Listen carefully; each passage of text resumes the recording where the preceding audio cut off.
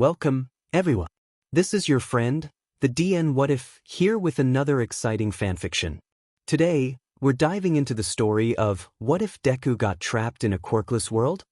If you enjoy this video, don't forget to hit that like button and subscribe for more fanfiction content just like this. Now, let's get started with the fanfic. You realized far too late that it was pouring rain outside. Exiting the doors of your high school following a very good nap from a very boring detention, you don't process the storm until you had let the doors slam shut and automatically lock behind you.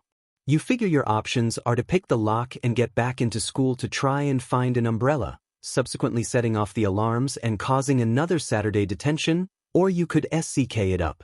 You choose the latter. School-mandated skirt rippling around your legs, you scurry down narrow alleyways and barren city sidewalks.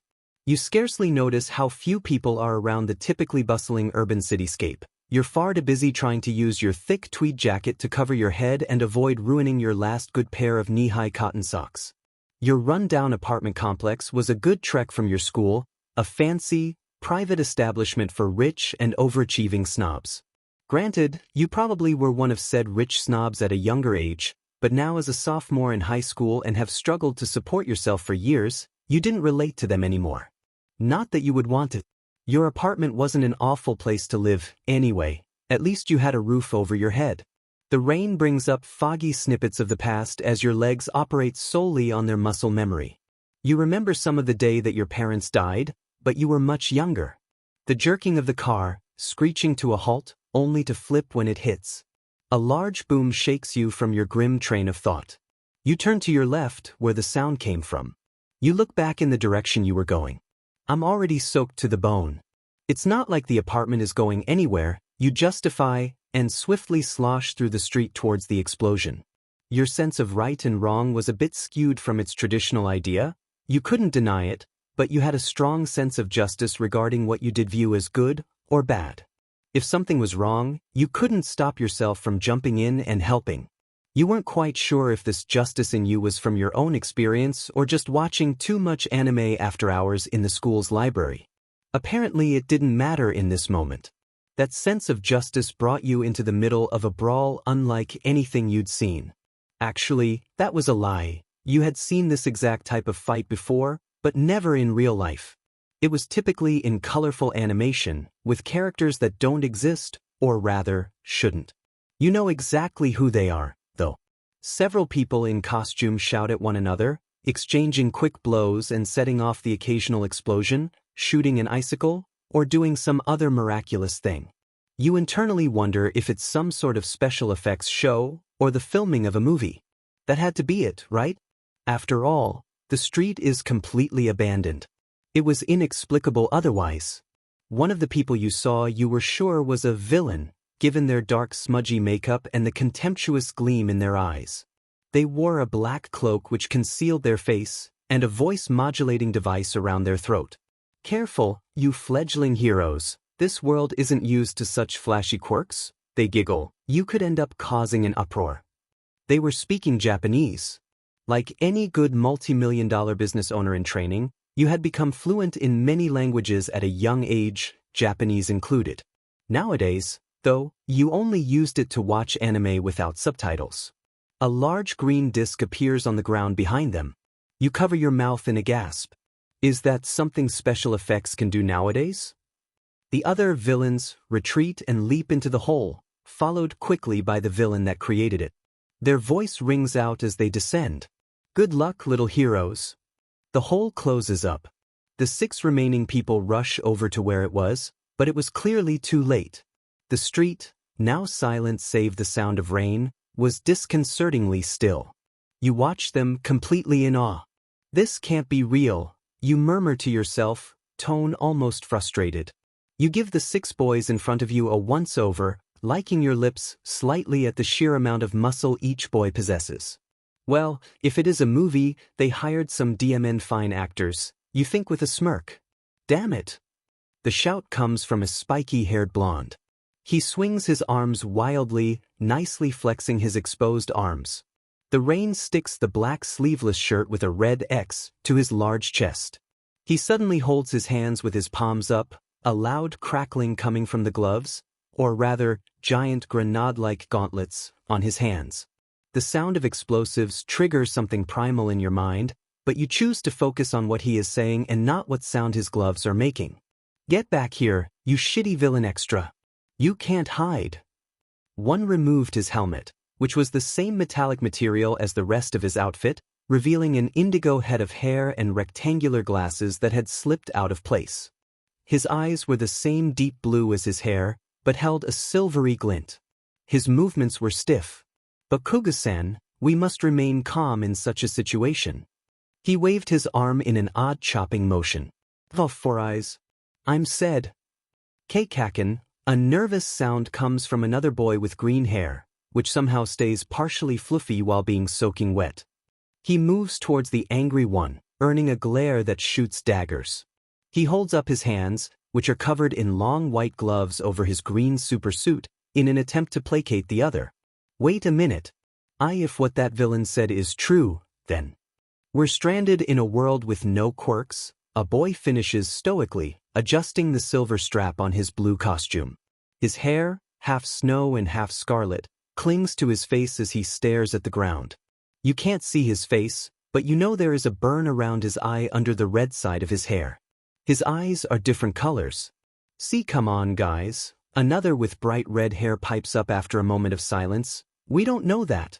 We're probably just somewhere else in our world, another country.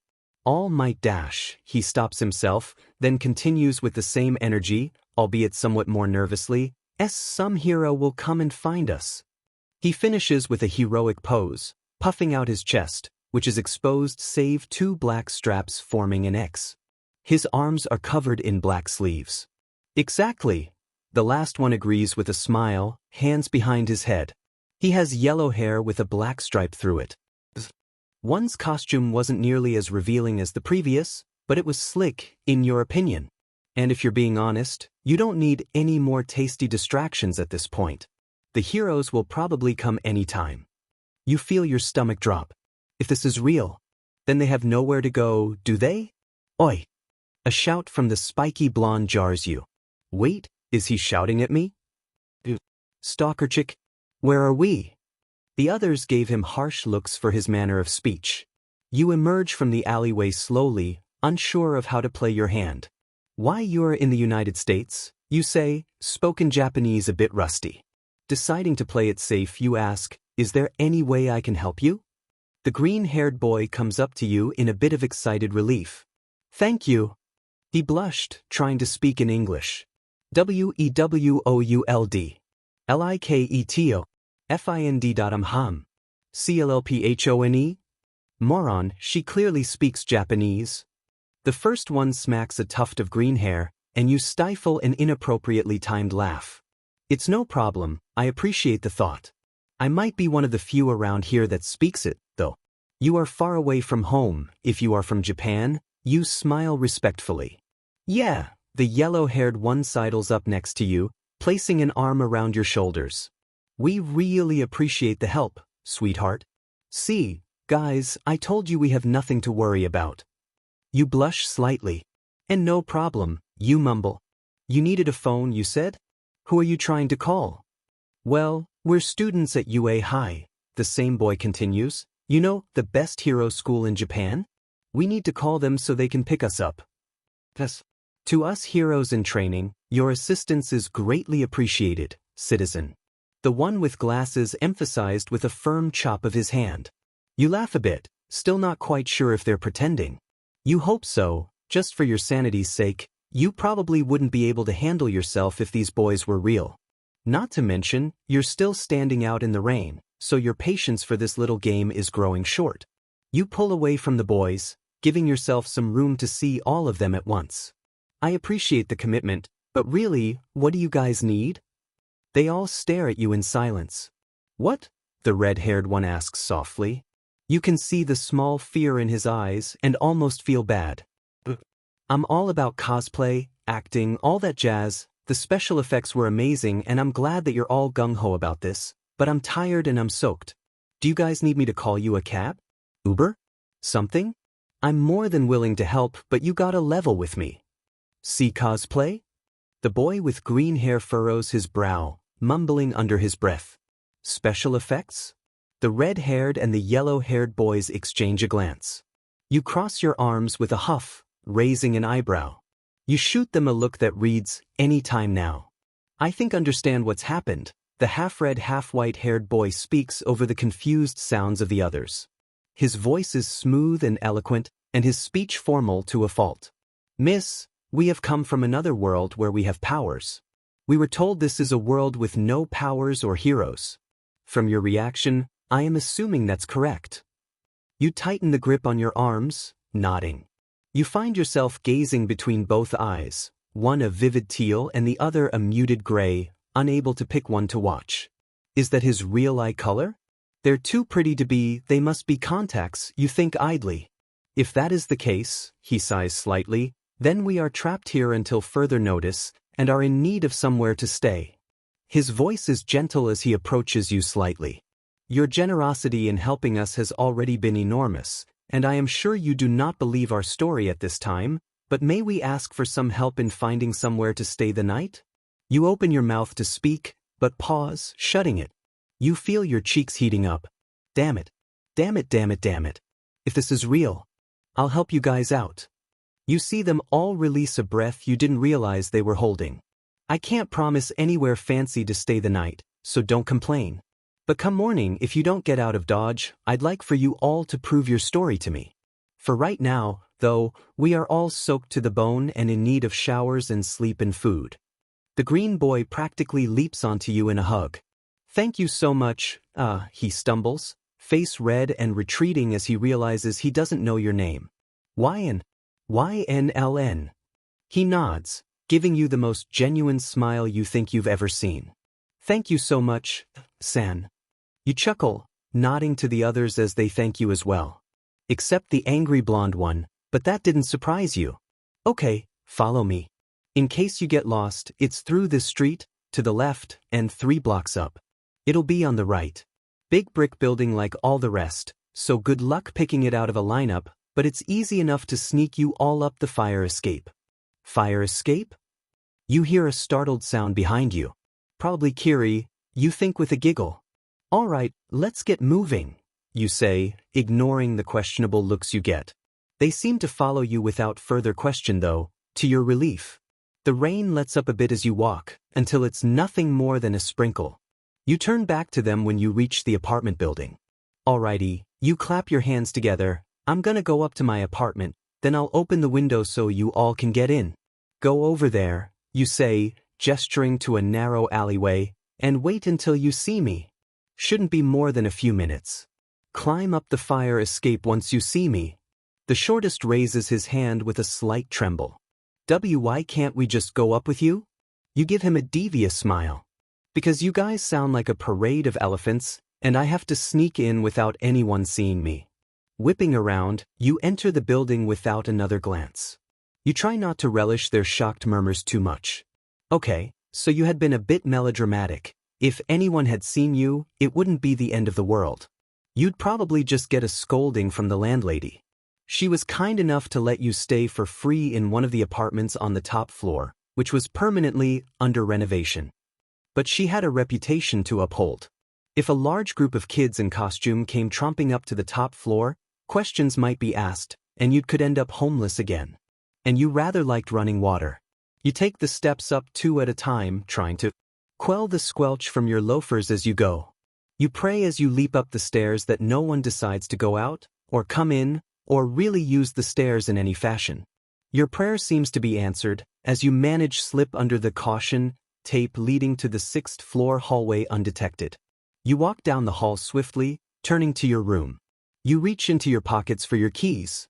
Hands slipping into both pockets, coming up empty, you feel yourself pale a bit. Must have lost M in all the running and sheet of FING course. Your hands run through your damp hair, both in frustration and to frisk your hair for bobby pins. A sound of triumph escapes your soft, smirking lips when you find what you're looking for. Taking 2 hairpins, you approach your doorknob and insert them with practiced ease. I'll have to ask landlady for a new key, that'll PSS her off. I'll cook her some tamales or something as an apology. Your thoughts are far away as your fingers work their magic. After a brief moment, you feel a kerchunk of the door unlocking for you. Smiling smugly, you enter and scurry over to the window. Pushing open the grimy glass, you poke your head out and look below. You are met by 6 pairs of eyes, each swirling in different emotions, ranging from irritation to self-admonishment. You nearly roll your eyes at them. Come on. Your harsh whisper jolts them into action as it echoes through the alleyway. The first to reach you is the green-haired kid, whose body glows a soft green before he easily leaps up to the fire escape. He gives you a sheepish smile when he meets your awe-filled gaze. Thanks, he murmurs, slipping past you. You nod, mind far off. Next is the explosive blonde. He uses said explosions to launch himself up to you. The sound of his quirk causes your eyes to shut tightly, and you don't open them again until he brushes past you silently. The navy-haired boy is next, using engines in his leg to bounce off of the opposite brick wall and land neatly in front of you. He nods dutifully to you, eyes conveying what he cannot without breaking the precious quiet. The last 3 file quickly up the fire escape, leaping easily up to the second-story landing and ascending the remainder by stairs. The red-haired boy gives you a bright smile, revealing rows of sharp teeth. The yellow-haired boy follows quickly, thanking you with a flirtatious wink. The last is the boy with heterochromic eyes, who nods, but otherwise avoids your gaze. You shut the window with a sigh. Well, boys, mission accomplished. You turn around and face all of them with a smile, hoping to bring a light-hearted air to the room. They all seemed exhausted, physically and emotionally. You still aren't quite sure what to believe, but you know how to spot a person, or 6, in need. The shower is that way. You point over to a small hallway. It's next to my room, so no snooping around. There's linens in the cabinet just outside the bathroom, so if you'd like you can just, I dunno, strip and wait for the shower. I don't think you guys will fit in my clothes, you state with a blush, shaking the image of the boys in tight-fitting tanks and short shorts from your mind's eye. Goodness, I'm more of a mess than usual today. I'll try and see if I can find some to borrow. Well, actually, you pause again. There's a thrift store just down the road. They have some basics. I'll go back out and grab some while you guys get warm. What about you? The red-haired one asks with furrowed brows. His concern seems to be reflected in some of the others' eyes as well. You wave him off. It's no big, I offered to help you guys, and I'm not one to do something half-butted. You shoot with a wink. Anyway, there's no point in cleaning up if I just have to go back out in the rain. The same boy nods in understanding, guilt still evident in his eyes. I still feel like one of us should go with you to help. Look, you say softly. I appreciate the offer. But if what you say is true, you have no knowledge of this area, let alone this world and how it operates. You don't speak much of the language. Your help would be limited to, what, protection? I've lived here for a good while. I can handle myself. Here, the green-haired boy blurts out. What about your family? You see his face shift as soon as he finishes speaking. The others give him a glare that makes you feel a bit bad for the boy. You watch him with a soft gaze. They're gone, Izuku, you say with a sigh. But I don't need or want your pity, so just take your showers and let me get you guys some dry clothes. Your tone has a sense of finality, and nobody says anything else as you walk to your bedroom to grab a few $10 bills you keep rolled up in your pillowcase. You're too caught up in your exhaustion to notice your mistake. You slip past the boys without looking at them, but you feel all their eyes on your back as you leave. The question floats in all of their heads. Did the green-haired boy, Midoriya Izuku, ever say his name? Was it ever brought up? You walk through the sprinkling rain, gloomy gray skies now even darker than before. It was probably nearing sundown, though you weren't quite sure, not having a cell phone or watch. The store you had in mind was certainly open still, but it was still irritating to go back out in the rain in your soaked garments. A bell dings as you enter the shop. Picking out clothes for the boys was surprisingly easy. You had intended on grabbing random shirts and pants and throwing them in a pile for them to sort themselves, but as you went through the store, you found certain items caught your eye that seemed to match the style of one boy or another, and eventually you resigned yourself to your fangirl side and curated specific outfits for each boy. As your confidence in your choices grew, so did your energy level. You were pretty proud of yourself, But more than that, you were surprised at the sheer amount of selection the small thrift store had. After paying and securing your precious cargoes in separate waterproof bags, you set off to your apartment with a small spring in your step. Reaching the apartment without a hitch, you open the door with a significantly brighter aura than when you'd left. You meet 5 towel-clad individuals and the sound of the shower running. Their clothes, well, most of their clothes, are folded neatly on a patch of tile flooring by your kitchenette area. You take all this in, suppress a small blush at the sights of so many abs, and hold up the bags with a smile. Merry Christmas, kiddos. Wow. The yellow-haired boy gives you an excited smile, hopping up from his seat on the floor. In fact, they all seem to be sitting on the floor, avoiding the couch and 2 chairs that the room held. His hand holds his towel securely in place, and you force your eyes on his face and not other places. I'm so thirsty it's not even funny, you sigh inwardly. You really went all out, didn't you? Thanks. You smile back at him. Don't worry about it. I actually enjoyed it, if you can believe that. You giggle, walking over and handing him the bag you marked with a little lightning bolt. Here you are, Sparky. You seem to be in a good mood, the quiet dichromatic boy observes. That's good to see. You glance at him, affirming his words were genuine. Of course they are, you scold yourself. He's too much of a dummy to use sarcasm. This one is for you, Blendy Pen. You smirk at the confused look regarding his nickname, but he says nothing else as you hand him the bag with a little strawberry drawn on it. You watch him scrutinize the symbol, as if wondering what it could mean, before giggling and moving on to your next victim. For Sonic, you hand the glasses-clad boy his bag with a little hedgehog doodle. He stands, chopping his free hand emphatically through the air. Thank you, San. You have gone above what any of us could have asked in assisting us. A nod is all you can manage at his exaggerated display. You turn to the red-haired boy. He smiles at you casually. What might you have in store for me? He asks, sharp teeth on display. A whole slew of surprises, Jaws. You laugh lightly as you toss the bag with a shark on it into his lap. You turn on a dime to give the final boy in the room a devious look. And now for Mr. Sunshine. He scoffs. What the hell kinda monkey suit you gonna put me in, stalker chick? Oh ho, you lean in with a wicked grin, the kind that'll make you eat those words, blasty. Wanna bet? He asks, standing up and getting in your face with a snarky grin. You shove the bag with the angry frowny face doodle into his arms. Bet beach. You swivel around quickly, hearing the shower turn off and the final boy emerge. Of course he'd go last, you think with a sigh, what a best boy. San. Midoriya stutters over his words as he grips the towel around his waist like a freaking life raft. I am sorry, I didn't know you were here, and dash. Don't worry, broccoli boy, you say with a small snort of laughter, covering your mouth at his actions. I have clothes for you, so you can change right away.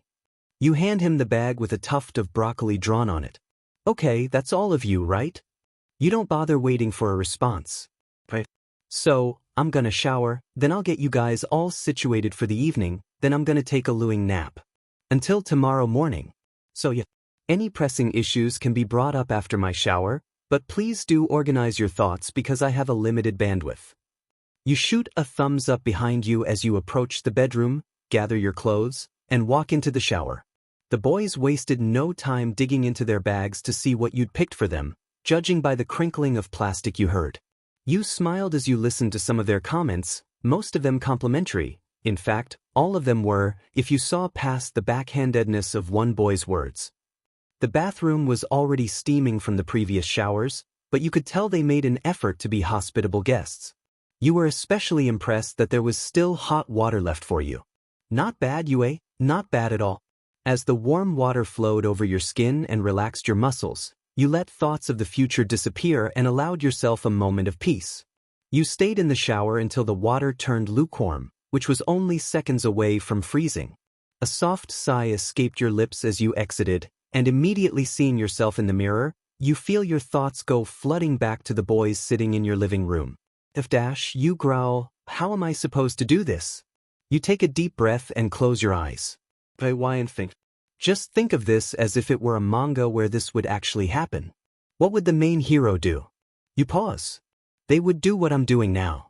Deny it until the last possible moment, and even then not believe it. Which is the most FING annoying thing ever. So what should I do instead? The answer came to you as soon as you thought the question, but you didn't like it. Assume it's true. Just accept the wacky reality and move on, so you don't waste precious plot with self-doubt, leading to mistrust and difficulty in some upcoming battle. You rub your face in exhaustion. So just go with it. Great, you mumble to yourself. Deciding to finish up your post-shower routine, you gently massage lotion onto your face, trying to treat your skin nicely since you know your current stress levels will be brutal to it. You don't care much about others' perception of your appearance, but you had always been taught to treat your body with kindness since a young age, and that was one of the few lessons from your parents that stuck with you to this day. Slipping into some soft pajama pants and a tank top, you exit the bathroom with brushed damp hair and glowing skin. You felt the boys' eyes on you, and you tried not to let it get you flustered like it often seemed to. They watched you, a few giving shocked expressions, blinking as though they needed a double take. Bueno dash.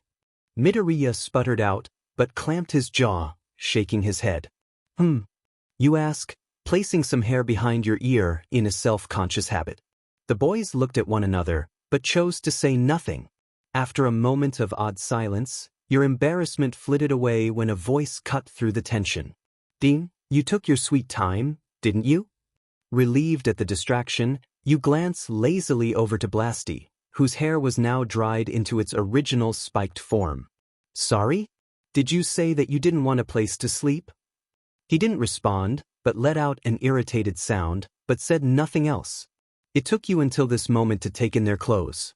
The blonde seemed to fit him well, a simple, tight-fitting black tank and snug maroon joggers. You hum softly in approval. Everyone's clothes fit all right? You sit down on a chair that was unoccupied. Nods and verbal affirmations answered you. A sleepy smile grazed your lips. Well, I'm glad. There were a surprising amount of options, so I thought I'd try and make an effort to make you all look decent. I'm impressed. Jaws grins at you. His dark gray t-shirt fit a bit looser, but he looked comfortable in them and the black basketball shorts. You even made us a casual outfit and a nicer one. You nod. Like I said, they had more than I expected, and for very good prices. Your smile drops a bit. So, was there anything we wanted to say or ask before I get you guys settled for the night? The boys look around at one another, somewhat nervous. They clearly have something they want to say, but forgot to designate a speaker or something. You bite your lip. We can move forward with the assumption that I believe you guys, if that helps. I won't question your backstory whatsoever when you decide to share it in full. But for right now, what do we need to talk about? Their tension eases a bit at your statement, but it's still a moment before Blendy Pen's voice pipes up. He wears a midnight tank and dark gray sweats. His two-tone eyes are fixed on you intently. Yes, there is something we'd like to ask. You nod in encouragement for him to continue. You referred to Midoriya by his name. We talked about it, and we don't think we've said his name, which leads us to believe you knew it prior to us meeting. This, along with other things you've said, makes us believe you know something about our world. So first is, do you know our names? You take a quick breath to steady yourself, ignoring the warmth you feel in your cheeks. Damn it, I messed up. Now my babies and I gotta have the talk. Yes. I do. Not everyone in this world will know your names, but some will. You are Todoroki Shudo. You, turning to Blasty, are Bakugo Katsuki. You go around the room, pointing to Jaws, Sparky, and Sonic. Kirishima Idru, Kaminari Denki, Ida Tenya. And of course, Midoriya Izuku. You turn to the broccoli boy, who watches with a deep flush. How do you know our names? Todoroki leans forward, the only part of his demeanor displaying his interest. That's, you sigh, a complicated answer. You bite your lip in consideration. Do I tell them? They'll find out eventually. I guess the simplest way to explain is to show you. You sigh with a bit of uncertainty. You shuffle to your room and grab your laptop, one of the few coveted pieces of technology you own. You were very skilled with computers and coding, but things like a cell phone you never felt the need for. You sit on the couch and open the laptop, and beckon the boys to come and gather. They eye you warily, but comply nonetheless. You carefully type into the search bar. What the F is this? A growl comes from near your ear. You blush but say nothing as you start the first OP song of Boku no Hero Academia. You decide it best not to show any of the episode, fearing that you could reveal some private information about the boys to one another, but the answer to their question is clear to them from the minute-and-a-half video you showed them. They say nothing and stare at the screen. You swallow nervously, their silence becoming deafening. In this world, you all are the characters in a television show. If you are indeed from another world, I am certain the events of this anime reflect directly onto the events in your world. Though, perhaps a bit different, since you're in this world, but that's neither here nor there right now. I know a lot more than just your names. Possibly more about you than you know about each other. You finish with a small glance at Midoriya. His face blushes deeply, but the other boys don't seem to notice. Nobody says anything for another moment. Kaminari is the first to speak. All right. You turn to him with a confused expression. His hands are behind his head casually. I mean, that doesn't change what we gotta do, right? If anything, it means there's a chance there is someone on this world that already knows about our world and can help us get back. His light-hearted exclamation breaks the tension in the room. Right. Kirishima is the next to cheer. We have even more of a chance now.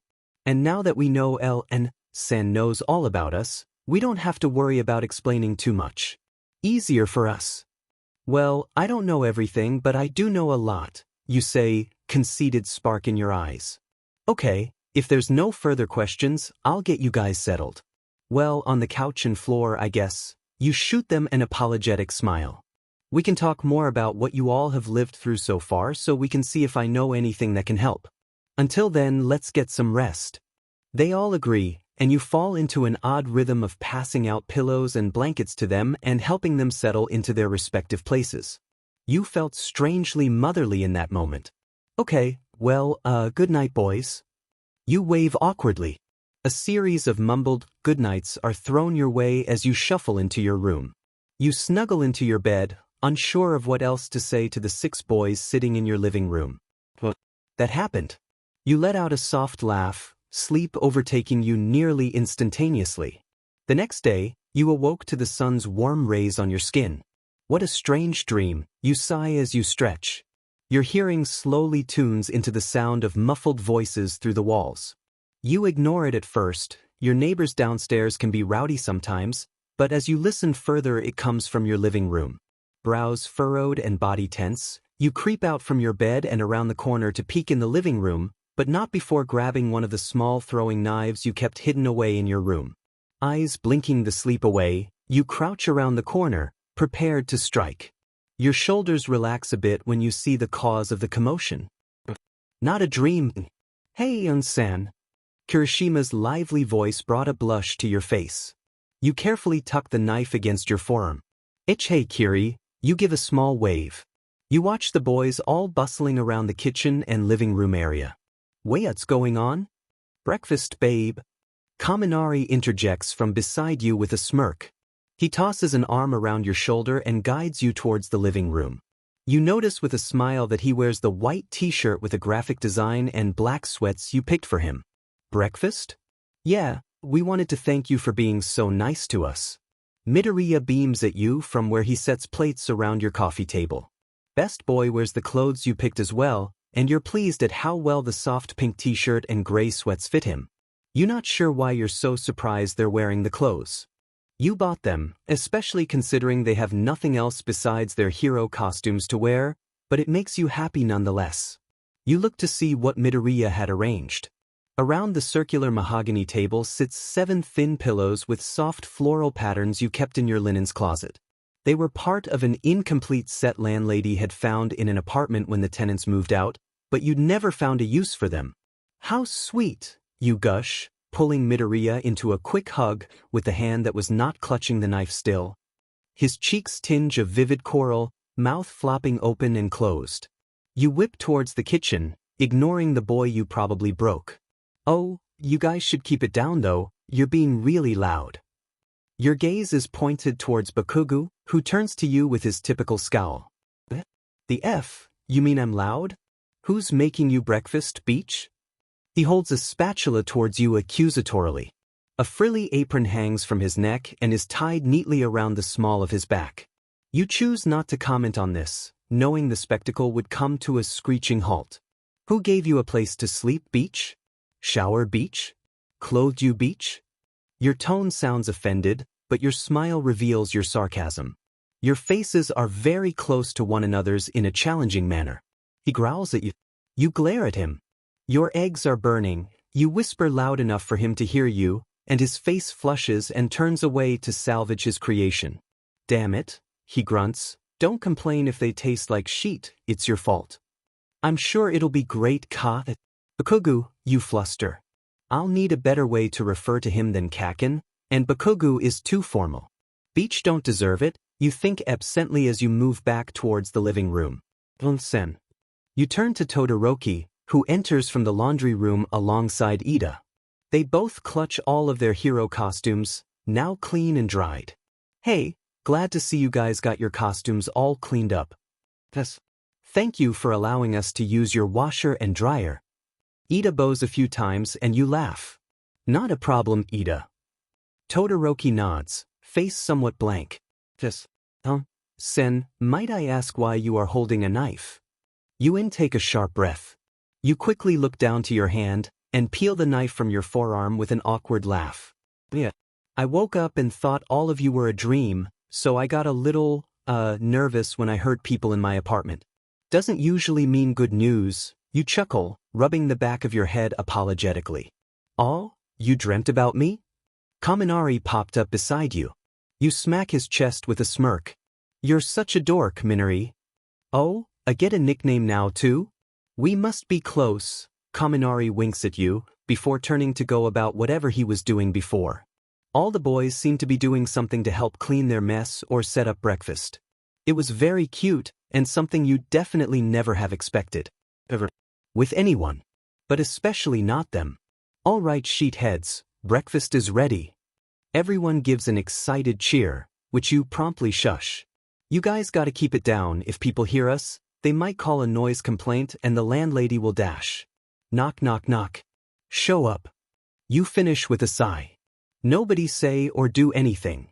You peer out the eye hole and feel the slightest relief when you see the short, chunky woman you've come to love so much. Her long gray hair was tied back in a braid, draping over her shoulder and onto the pink floral sundress and long necklace with wooden beads she always wore. Her eyes were dark and bore right through your soul. She could spot a bad tenant before they opened their mouth, or so she says. And hell yeah, you believed it. Her skin was incredibly wrinkled and flabby, but she wore it with the same pride she did in her prime, which she often reminisced with you, comparing yourself to her when she was your age. You open the door gingerly, as if any sudden movements would anger her. Hola, Dona. You greet her in her native tongue. YN. She yells, seeming to be ready to grab one of her bright yellow Crocs and hit you with them. Are you crazy? Making so much sounds? Do you want to be kicked out, No, lo siento. You frantically make a motion to calm her down. I've got some friends that need a place to stay. They've got nowhere to go, so I wanted to help them. They don't know the situation we are in. Please, Dona, forgive me. I'll make sure they are quiet. She quietly considers what you say. Let me see these friends, she says. You gulp and step aside so she may enter. Guys, this is my landlady. You introduce the 6 boys, some of whom seem ready to jump out the window. Landlady looks at you with a quirked eyebrow at the language switch, but turns to the lot before her. Landlady says nothing. She stares intensely at the boys in the room, sizing them up individually. You, she points to Kaminari, look like you would be playing the music too loud. You, she points to Bakugu, look like you would make too much yelling. And you, she points to Midoriya, who points to himself in confusion, look like you keep a secret. I don't like too much secret. They watch you and landlady nervously, and you quietly translate for them.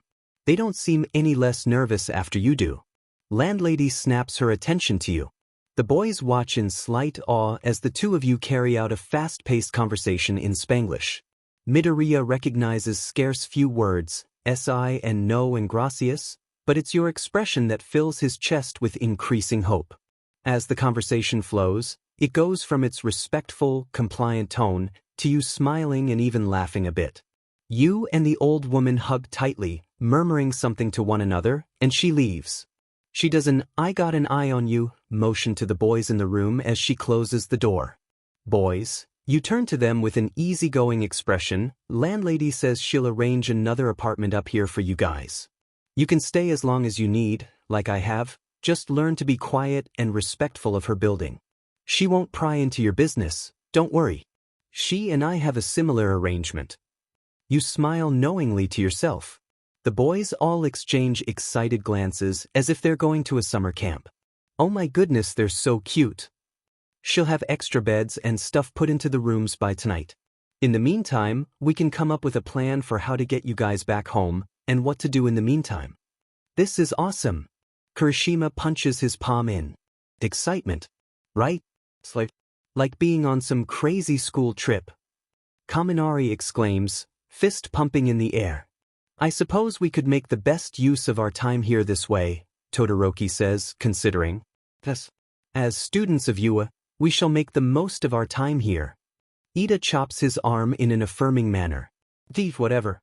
I guess I'll stay in this lame-but world for a bit longer, Bakugo grumbles. You can tell he's a bit excited, but he'd never tell.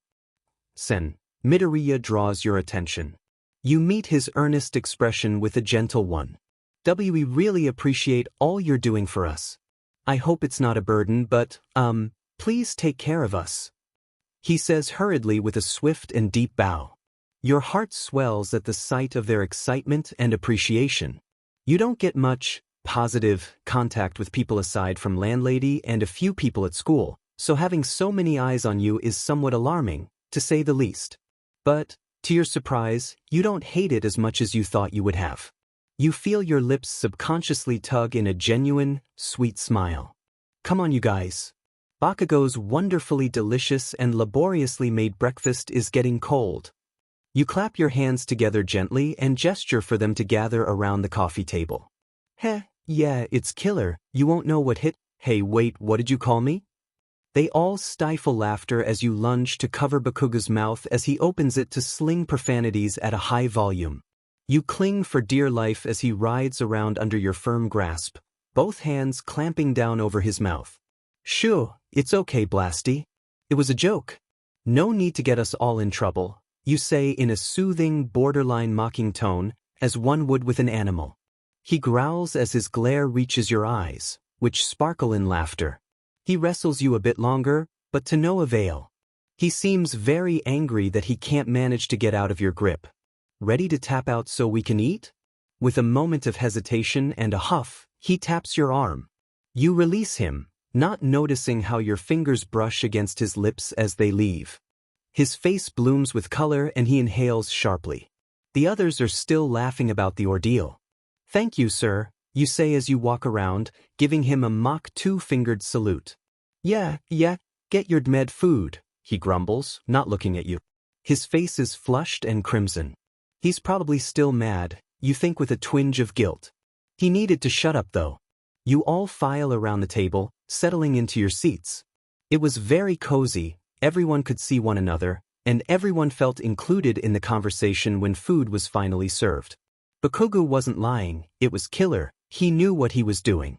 The eggs were slightly overcooked, but you didn't dare say a word about it, especially since they were still great. You got into an easy rhythm of asking questions about one another. They'd ask you something about yourself, you'd ask them about their timeline or their powers or their interactions. So you all have just gotten your hero licenses? Well, except Shuto and Katsuki. Both boys blush at your familiarity. No, Kirishima looks at you a bit confused. That happened a few months ago. What makes you think that? Oh, you flush a bit. It's just that, that's where the TV show has stopped so far, so I assumed it was a direct parallel. I guess I was wrong. You mumble to yourself, shoveling some more food in your mouth. I would have thought so too, Midoriya hums. But it seems we are from a point in time further than where we are now. Perhaps, you say, if we had the anime to look to for reference, we'd be able to see what would happen. Or at least learn something about these villains. Suppose, Kaminari shrugs. If you were ahead of us, that'd probably be helpful. But we're ahead of you, so we probably won't know. No way to know for sure, I guess. But, Kaminari scratches his head, giving a pause indicating the gears in his brain turning. Something bothered me in that intro song you showed us. Midoriya visibly gulps. You nod, encouraging Kaminari to go on.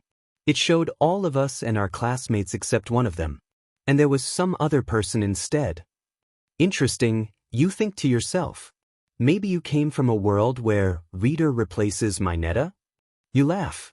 You take notice their furrowed browsing exchanges of glances, and your jaw drops. Holy shit, they don't know who Mineta is. Someone else is there instead. Oh. Okay, so no little sheet, got it. Trust me, you're not missing out on much. Who is there instead? Shinso? I hope it's Shinso. Sleepy boy. There's a moment where the boys look amongst themselves. It was starting to get on your nerves. They look like they're harboring a deep dark secret I'm not allowed to know. The F-boys? Well, that's the thing, Midoriya mumbles. Kinda. Reminds me. You and her. I'll look a bit alike? That was painful to listen to, you grunt inwardly. Okay, so we look alike. That's fine, I'm not her, so mystery solved in case you were wondering. No, dumbass, Bakugo speaks up. You are her. Your face, your voice, even your shitty personality. You are Ueno Mieko. You look around at all the boys. They all watched you in a way that felt way too personal for having met you a day ago. It felt super strange. And it set you off more than you realized. Look, if me looking like someone you know helps you feel comfortable, that's fine. But I'm not her. My name is YNLN. I'm a lonely but orphan living isolated in a dingy apartment. My only friend is the landlady. My parents paid for my schooling through college in there, so I go to a fancy but rich kid school. I don't pay rent, probably couldn't afford it through legal means anyway. I do less than legal jobs for people online to pay for groceries and clothes. I do what I can to survive. I'm not what you guys would call a hero. In fact, I'm probably a villain in your black and white terms. But, you're stuck with me, so I'm gonna do what I think is right and help you as best I can. So can we please get back to the topic at hand? The boys don't say anything, but their faces show their regret. You feel a twinge of regret as well. You had snapped a bit at them. God, they look like wounded puppies. Okay, you begin, tone much softer. So this villain that plopped you guys here. They have the quirk to, open portals to other worlds. It appears so. Ida nods. How odd. Thinking about it, it makes sense how you all are the stars of a television show. There is another world that can be reached by portal, then there must have been some previous contact, perhaps with someone that can see into the future or so. I'm not sure what kind of chance encounters it'd take, but with the right creative minds, they could make a hit story out of some young people's lives. It could pass as fiction, and the odds of ever being found out are slim to none, especially in the world where quirks are non-existent. But I suppose that's not the main concern now. You bite your lip in thought, wheels turning mentally. What we need right now is a plan to figure out how to get you guys home. So, let's start by talking about that villain. What do you know about them? Not much, Kirishima grunts, scratching the back of his hair sheepishly. They call themselves Gatekeeper. That's about it. Their powers are still a bit of a mystery, Midoriya adds. They seem to be able to create portals to other realms, but there seems to also be an aspect of time travel or time manipulation, or simply control over when in time the portal opens to the other world. If that is true, then we all could be from a future of the world of ours that you know of, which theoretically runs parallel to yours. That's something to keep in mind, you nod. Any ideas behind their motive, or who they work for? No, Ida states. But we have reason to believe he or she or they are involved with the League of Villains. You quirk a brow. Intrigued. Go on then. He nods curtly. I'll explain how we got to this world, then. It started when Oh, that training exercise, right? Kaminari interjects. Ida nods again, not minding the interruption. Yes. We were dash. Yeah, Kirishima responds to Kaminari. We were all training with Aizawa-sensei when he got called away from some League of Villains attack nearby. So we all got to jump in on the action. Exact dash. Kaminari bounces in his seat with energy. Right? We got to where the attack was happening and man, there were like 60, maybe 70 villains dash. Well, in fact, there were dash, poor Ida. You sigh for the boy as he takes the interjections in stride. No, dumbass, there were only like 30, stop over-exaggerating. Bakugo huffs. We all were fighting them, and the fuckers were dropping like flies, then in comes that fruit bat fucker, flitting around like a goddamned fairy, making a giant butt portal thing underneath us and his dumbass minions that we were fighting. Yes, and that dash. That's when you found us fighting, Todoroki finishes. Ida nods as though he'd been the one to complete the story. You exchange a glance with Midoriya, reading is it always like this? To which he nods. You sigh a bit. Okay, caught up to the present. Out of curiosity, how far are you in school? Summer of our second year, Todoroki answers simply. Your eyes widen. That is a bit of a time jump. It's September, now. That's 9-10 months. 10 months, Ida adds with a chop of affirmation. You spend some moments lost in thought. I suppose we'll have to wait for the villain's next move in this case. I'm sure your teachers and friends are looking for you, and if they get plopped in this world, they'll either be dropped in the past and find us now or be dropped in the future, in which case we just have to wait. And what? Bakugo spits. Sit on our buttes, hope they get shoved through the portal, and know to find us in wherever the hell are America? I'm sure that there's some way to track the portals, we just have to find it. In the meantime, you all just have to be patient. Yeah, doing what all day? Waiting around for you? I guess not, but a light bulb goes off in your mind. The idea brings a maniacal grin to your face. The boys watch nervously as you hop up from the table and scurry to grab your laptop. You flop back down, use a forearm to swipe cups and dishes away from your space, and begin typing away. Boys, how would you like to be VB's newest transfer students? You sit back to admire your work as the evening rolls around. The last several hours you'd spent sitting isolated in your room in a trance-like state, hacking and forging and preparing.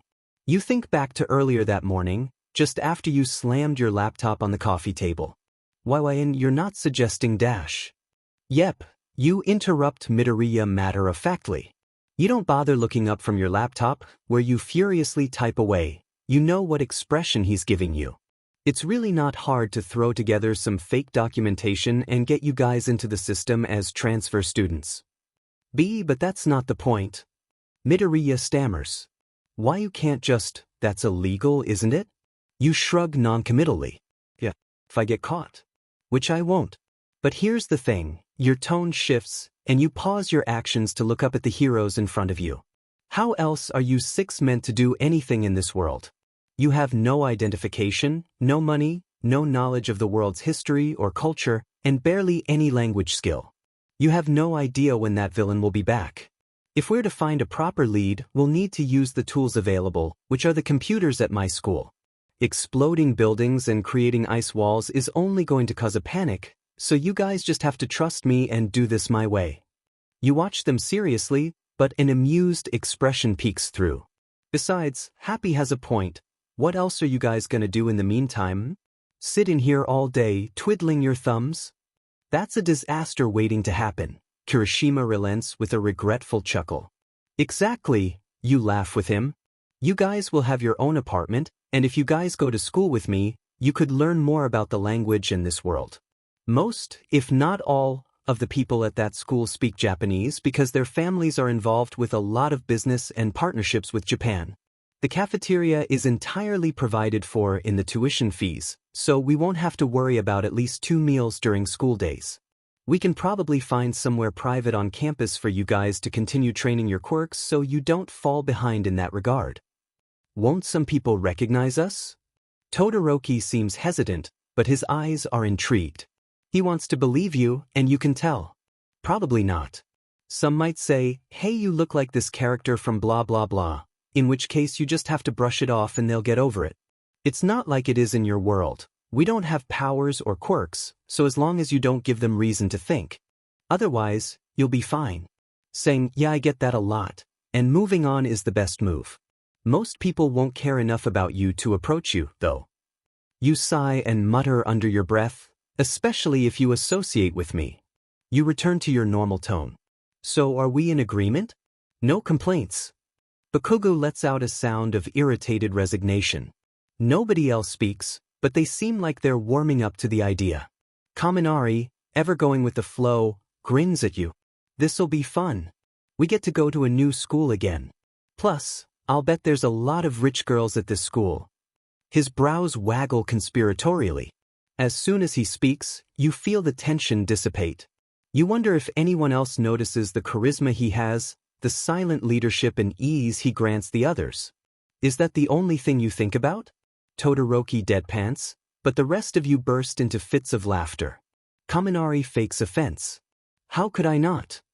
In a brand new world with brand new faces, what kind of a guy would pass up this sort of chance? The kind trying to get back home to his old world, Todoroki says with the same intonation, but a small smirk tugs on his lips. So he does have a sense of humor, you note with a smile. Yo, Bakugo's voice snaps you back to reality. He lingers in your doorway, eyes glancing over your ridiculous setup, laptops strewn around you on your bed, mice and mouse pads in seemingly random places, papers, writing utensils, and several empty cans of soda. You had just finished shutting down the last laptop and closed it with a soft tap. Just finished your guy's paperwork? Welcome to Very Best Academy. He grunted, eyebrows lifted. Did all that in? He glanced at the digital clock on your side table. 8 hours? You glanced to see the time. Yeah, I could have done it all in 6, but I wanted to make sure your birth certificate looked pretty. You give a snarky grin. Tisk, he scoffs. He turns his face a bit to hide the pink on his cheeks. You have a strange effect on him. You look and act so much like her, but you're not, so he doesn't know how he's supposed to talk to you. He can't just treat you like Weno. Whatever. That's cool, I guess. You raise a brow at his compliment. Thanks. You watch him for a moment while neither of you say anything. Your thoughts swirl, and your lips move on their own accord. You're different. Huh? He turns to you, scowl in full effect. I just mean, you say quickly, I don't know if it's the fact your timeline is different or if it's because you're older, but you meet his eyes with an unintentionally gentle gaze. You're not how I expected you to be. Rather than mad, he feels intrigued. Oh, really? He approaches a bit, letting the door close a bit behind him. He perches on a free space on the bed, near you. What did you think I'd be like, one? Egocentric. Potty. Entitled. His eyebrows furrow at your words, eyes unreadable. Inconsiderate. Insecure. Angry. Afraid. But I don't see it in you. I mean, you do show those things still. We all do. But it's more of a front, or a reaction, than what I see when I talk to you one-on-one. He grunted, looking away. Did I seem like that much of a D-dash? In the show. Kinda. You giggle a bit at his pouty expression. But I think it's because it focuses on Midoriya. You're his antagonist for a lot of the beginning. His rival. It doesn't show much more of your background than what Midoriya sees of you. And honestly, a lot of the time you're AD to him. But even in those moments, a lot of the people watching can see you through what you say and do. What do you mean? He looks at you. Like when you were kidnapped. And the villains talk to you. The audience knew you wouldn't give in, that you wouldn't even budge. You may not be the most well-understood character, but people love to see you succeed, watching you grow. You pause, blushing. I really loved watching you grow. Bakuga's eyes watch you with the same unreadable expression, like he can't decide if he's annoyed or flattered or embarrassed, but he's certainly awed. Did you flush after he stares at you for too long? Did you come in here to tell me something? He snaps back to his usual expression. He stands up and head to the door. All right. Dinner is ready. I was gonna see if you needed me to bring it to you or if you'd join us. Guess I got my answer, so come on. You nod and slip off the bed, following behind him. You couldn't help but let your thoughts wander as you followed the blonde into the living room. What sort of a relationship do Bakugo and that girl Ueno Mieko have? Vincent Beauregard Academy for the Elite, the #1 school for the super rich and privileged in the United States. Students with excellent grades, skills, and status come from around the world to attend the award-winning school. You equate it to the real-life Auron High School. VB, or Very Best as dubbed by the students, was for kids who are the cream of the crop in all subjects. And the best of the best in the age group were part of the student council. And naturally, as the heroine of this series, they were your worst nemesis. There were scholarship students, sure. But that it was usually easy to spot them, and they were ignored by the student body as a whole. Don't ask, don't tell, and they would survive. You were assumed to be one such student, but by design, you couldn't help but speak out against their rich bullshit, hence the student council's hatred of you. You rivaled them for top spots in most subjects, and your computer skills were the talk of rumor and mystery, but you remained in the bottom rung because of your streak of absences and thus detentions. Well, sometimes you needed money to buy things like food, and that required hacking into the early morning, making a 6 a.m. wake-up call a no-go. Said hacking skills are what allowed you to get the boys into the school as transfer students and process their paperwork like a dream, rather than the usual weeks-long wait.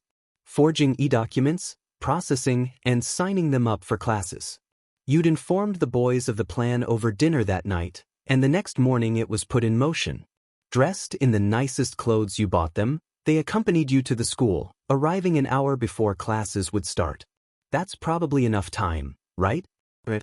So, Kaminari sidles up to you as you all make the trek. Anything interesting happen last night with you and Bakugo? You groan a bit inwardly. Last night the landlady had come around to inform you that she prepared individual rooms for the boys, but only 5 apartments were available, so one of the boys would have to stay with you. It's a demon plot device if I ever saw one, you'd grumbled as soon as the news came your way. Not as if Kiri and Katsuki can't room together, or Shuto and Izuku. I'd sooner push either of my ships together than live with any of them, damn it. Kiss him, not me, am I right? There was a spare bed built into the couch, but that isn't the issue. You'd be stuck for an unforeseeable amount of time with at least one guy as a roommate. Granted, they agreed on a civil rotation, and they decided on the order by drawing numbered sticks. Bakugo drew stick number 1. Nah, you shoved him playfully. You and Bakugo didn't say much to one another after your talk. You helped him settle in after the other boys left. You both got ready for bed, with an admittedly cute domestic scene of you both brushing your teeth side by side, and then went to your respective beds. You moved the couch bed to a more private corner of the living room, sectioning it off in a way that made it almost a room unto itself. It was a nice setup if you did say so yourself. Why, are you hoping something will happen when I room with you? Kaminari grins. Dim, you caught me. You laugh. Better hope Bakugo doesn't steal my heart before you get the chance. In that case, Minori. Won't matter. His hands clasped the back of his head. I'll still be able to make you mine even if Bakugo makes a move. Oh really now? You poke his side. He recoils with a laugh, clutching his side like he was wounded. Hey! You roll your eyes. We're here. You shout over your shoulder. Midoriya scuttles up to you. So, just so we're clear, he stumbles nervously, we are all transfer students from Japan, we are joining the 4th year, which in Japan is our 3rd year, and we are coming in a few weeks late into the school year. We are getting our uniforms, we are reviewing our schedule, and we go to each class. You nod. You got it. In the US, the teachers stay in their room and the students go around to the different classes. This one is especially big, so be sure to keep those maps handy. You all have the same schedule, but you are allowed to change it around until next week, as per policy. So if you hear of a class you like, you can talk to someone in an office about it to make it seem more official, or just let me know and I'll fix it for you. The school's so damn big the departments barely communicate with one another. Convenient for our purposes, Todoroki notes. Yup, you smile deviously. It definitely has been. You approach the large glass doors of the school, unlocking them with a quick flick of your student ID. If you weren't a student you'd have to buzz in, but they rarely allowed strangers in without an appointment and prearranged guest ID pass, Good for one scan. This DMN school is too much, sometimes. Bakuga brushes past you and holds the door open, not looking at anyone. You enter first, mumbling a thanks with a ghost of a smile. The rest file in behind you. You don't stop, but slow, knowing they would all stop to take in the view. The entrance was pretty magnificent, as much as you hated to admit it.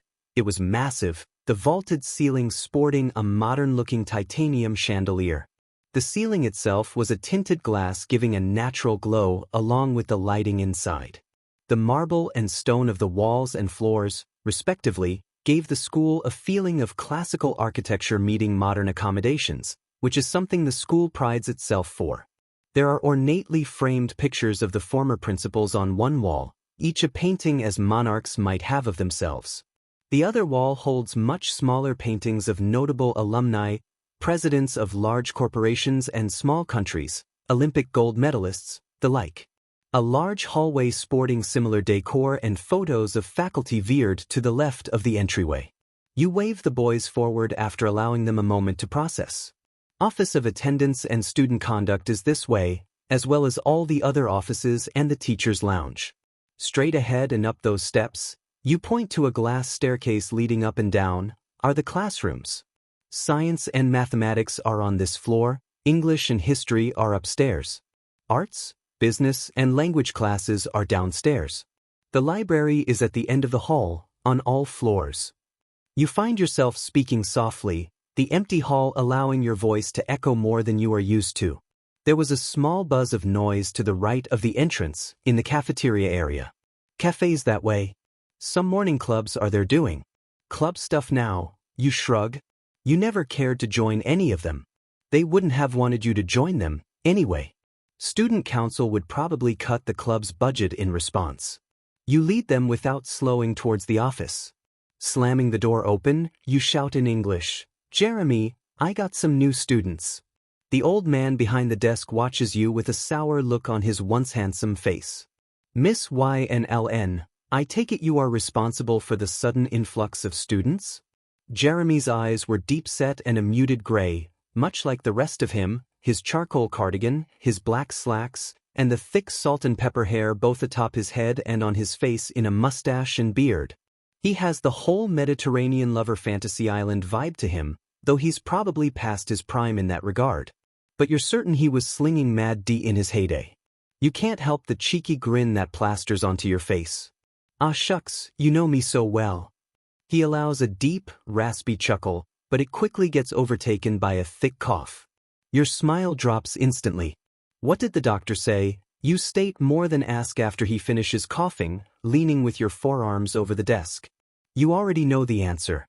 He shakes his head. "They didn't have anything new to say. They told me the progression was steady, so the timeline hasn't changed." His tone is more annoyed than anything else, but you notice a tinge of something akin to regret, or maybe exhaustion. You grunt. "Well, don't kick the bucket too soon, at least wait until I graduate." You know pity always rubs him the wrong way. Nobody else in this hellhole is gonna save my but from constant tardies and inevitable expulsion. You grin once more. He laughs, and this time he doesn't cough. "You got that right, smartmouth." The boys watch you with varying looks of confusion and curiosity. You remember why you're here, switching to Japanese. "Jeremy, these are our newest transfer students. They're from Japan. I trust you got my email." He nods, responding in Japanese as well. It's funny to hear him speak it with his twinge of an accent. "Yeah, I got it late yesterday. You're lucky I got all the paperwork filed in time." "Ah, I knew I kept you around for a reason." He gave a scoffing laugh. "You're too much, Miss LN." He turns to the boys. "All right, so first there is Ida Tenya." You move to the side as Ida chops his arm in affirmation and steps forwards to receive a folder filled with information. He accepts with a bow. Well, several bows. "Thank you. Kaminari Denki." Kaminari saunters up and grabs his folder with a quick thanks and a grin in your direction. "You didn't really try hard to cover up who we are, now did you?" "Oh hush," you scold lightly. "It would have taken an additional several hours to try and come up with new names for all of you." Jeremy doesn't bat an eye. "Kirishima Idru." Yup. Kirishima accepts with his wide shark grin. Thank you, Jeremy-san. Jeremy nods, but you can tell he feels proud at the bit of formality. Todoroki Shuto. Bibat al-ano, yn. Midoriya stutters as Todoroki silently gathers his items. Wouldn't that make it easier to figure out that we are? You know. You shrug. Midoriya is called up next. Nah, maybe just say you guys know the author? That he based the characters off you guys or something.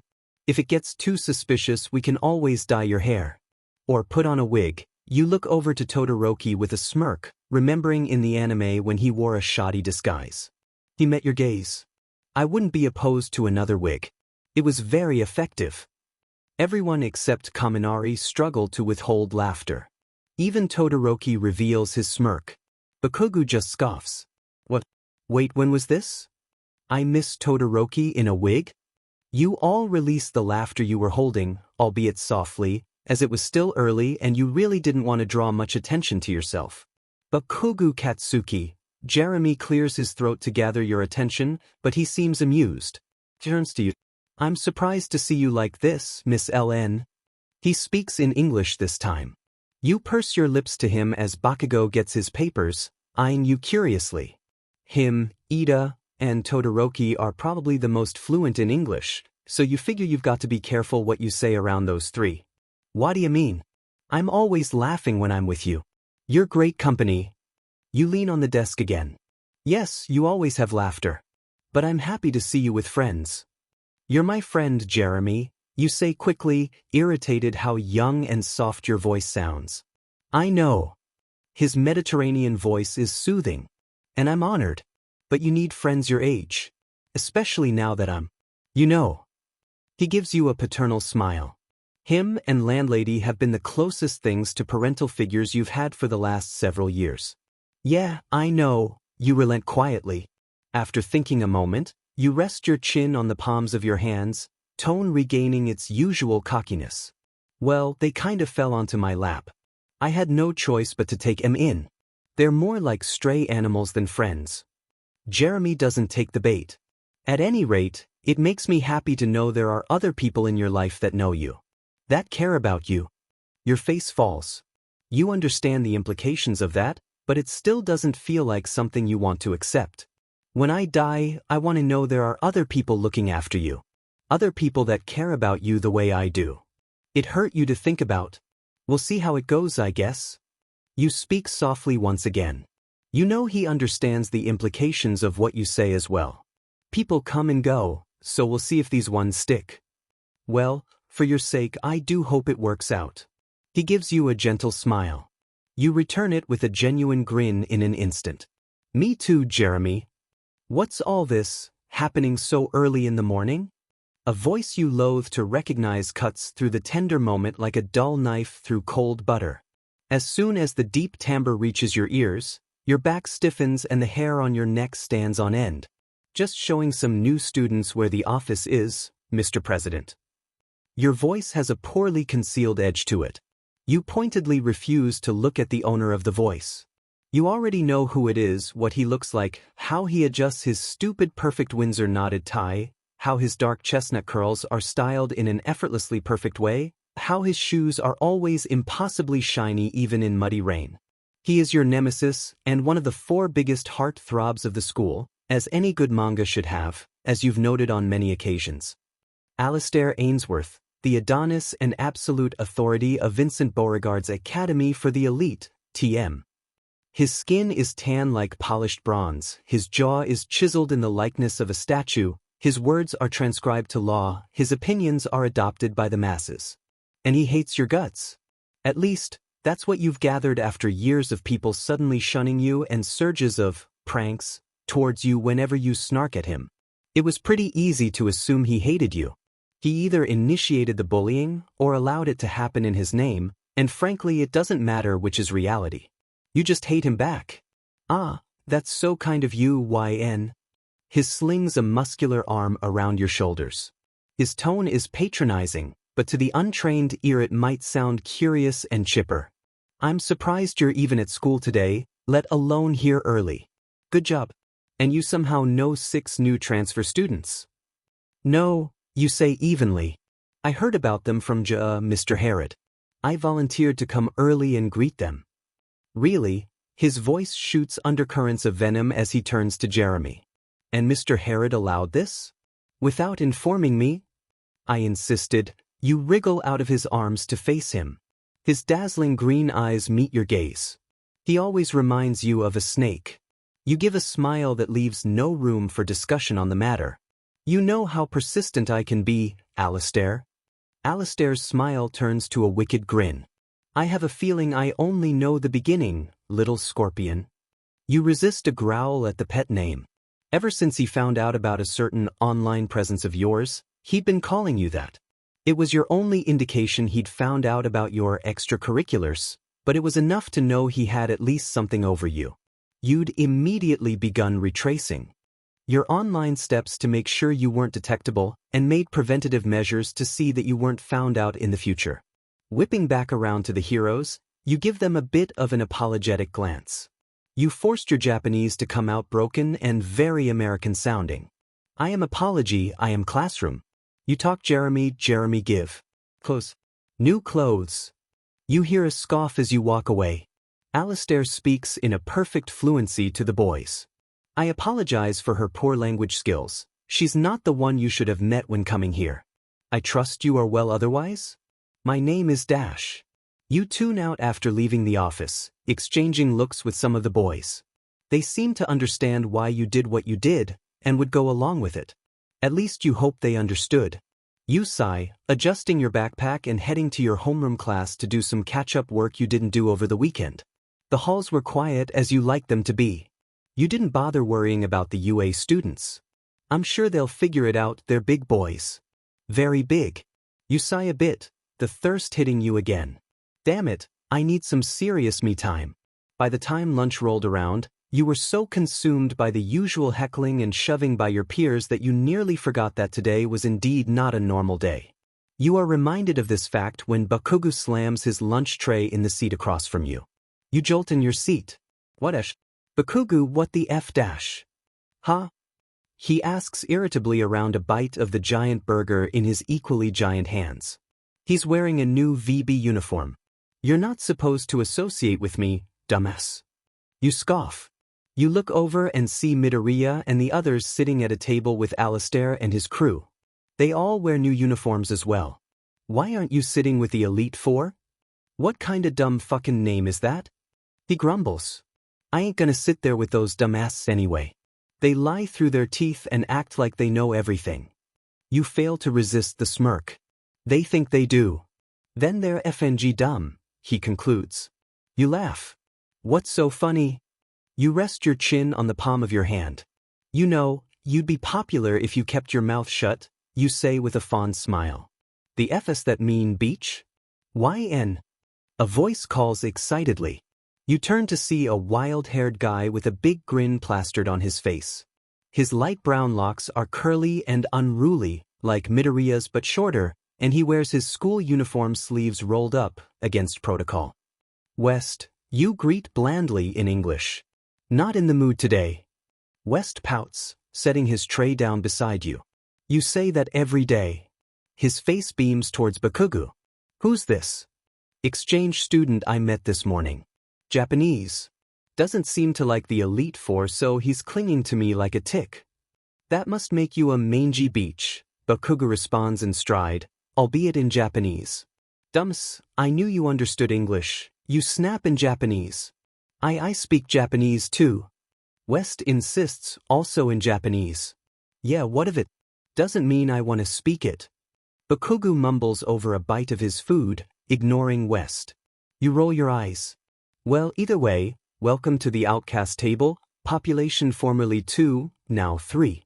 You return to your food, ignoring West's lecherous grin and half-lidded eyes as he sidles up to you.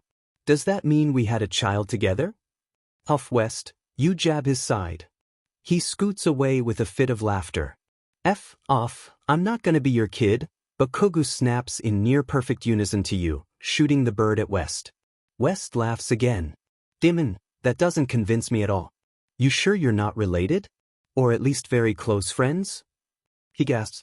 YN, Are you cheating on me? You roll your eyes. West. Yes, baby. We. Aha. Are. Aha. Not. Dating. He shakes his head. Maybe not now, but someday I will woo you with my wiles. Maybe start by not saying you'll woo me with your wiles, you state with a fake smile. Or even better, find a new target. West shrugs and turns to Bakugu. So, Lord Explosion Murder, you and Bakugu both stiffen. Has anyone told you dash? Yes. You and Bakugu both snap. You forgot West watched Bienichi. Geez, West, not all Japanese guys are anime characters. You nudge his side, hoping the joke will divert the topic. Well yeah, West defends. I know, but he dash. Next question, you insist. West whistles. Okay, touchy subject, got it. Where are you from, specifically? You and Bakugu sigh, a gesture that didn't go unnoticed by West, but he kept his mouth shut. You let the two talk, or West ask questions and Bakugu snap and curse in response, while West laughed his butt off at Bakugu's antics. It was cute to watch, actually. Shipped, you note internally. Lunch came to a close, and Bakugu left without a word of goodbye. You walk away, leaving West to scurry after you to catch up. He walks with his hands behind his head. That dude is cool. Definitely the same as the Bakugu from Bin, am I right? You shrug in what you hope is a nonchalant way. I guess. I don't see it.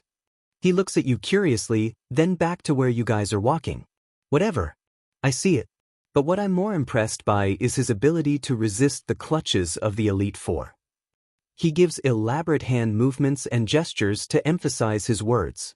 You watch him with a smile, and allow a small giggle to slip through your lips. He pauses his antics and watches you in something akin to confusion, bordering on suspicion. What? You blush.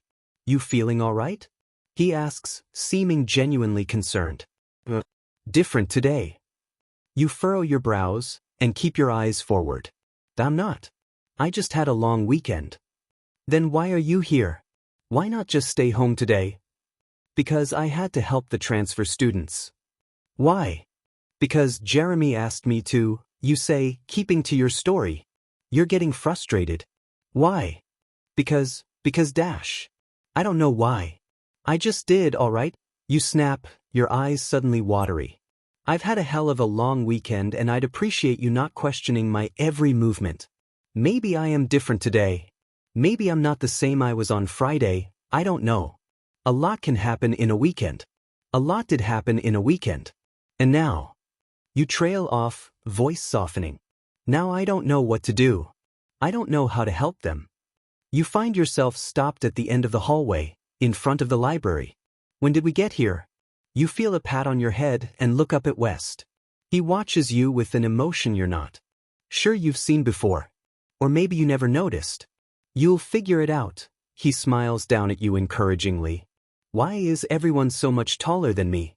You wonder. Was West always this tall? His smile is brilliant and you have to ignore the butterflies. It was like the past years were some other life, or perhaps a dream, where you were slugging through motions. Now it didn't feel so arduous. You felt lighter. Maybe this weekend changed a lot more than I realized. You scoff a bit once you processed his words. You don't even know what I'm talking about though. I don't have to, I know you'll figure it out. You always do. He places a gentle peck on the crown of your head and walks into the library with a little wave. You watch in slight awe, giving a small wave back. Then hey, it's a good different, he calls as he walks away. The place his lips touched feels warm on your head. But I do not have time to feel this way about him. So I just won't? Yeah. Works well enough with Alistair. Then again, Alistair is a royal dickwad pain in my butt bully who just happens to have a god body. Damn it. And now all the hot superheroes I get to have to live with? Double damn it. This is one of those lose-lose reverse harem situations for me, isn't it? You shake your head and let your legs carry you to your next class. You need to just take a break from boys for a second before your body explodes from the heat. Besides the obvious, nothing major happened on the boys' first day of school. You all left school at varying intervals, meeting up at your apartment afterwards. Wasn't even the best part. Kaminari sounds like he's having the time of his life as he stumbles into the apartment with Kirishima in tow. Being the last ones to arrive, the other 5 of you shushed them as they entered. Sorry, Kirishima scratches behind his head regretfully. We were just thinking about today. You two shitheads sure took your time, Bakugo grumbles. Kaminari and Kirishima flank Bakugo on the couch. Ah, did Bakugo miss me? Kaminari coos, and Bakugo swats him away. Does the idiot, no way? Boys, you snap. Quiet please. At your tone they both do as you say in a near instant, sitting rigidly. Alright, now that we are all here, shall we debrief? First and foremost, anything come up that needs immediate attention? They shook their heads. Nah. Kaminari places his arm on the back of the couch, facing you. You stand leaning against a wall.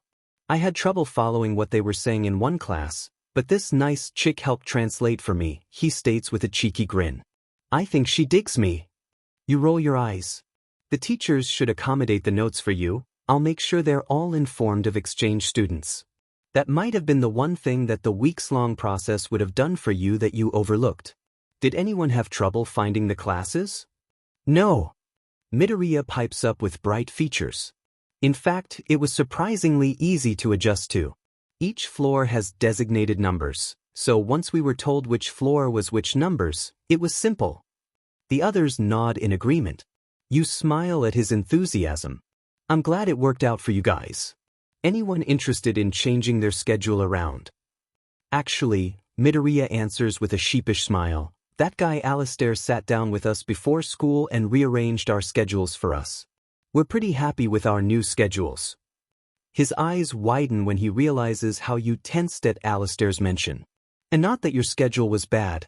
But we all had the same one, and we understand that you had limited time, so we're not blaming you or anything, and you said yourself that you would change our schedules, but you already did so much and Alistair offered so we dash. Midoriya's voice becomes muffled behind Todoroki's hand.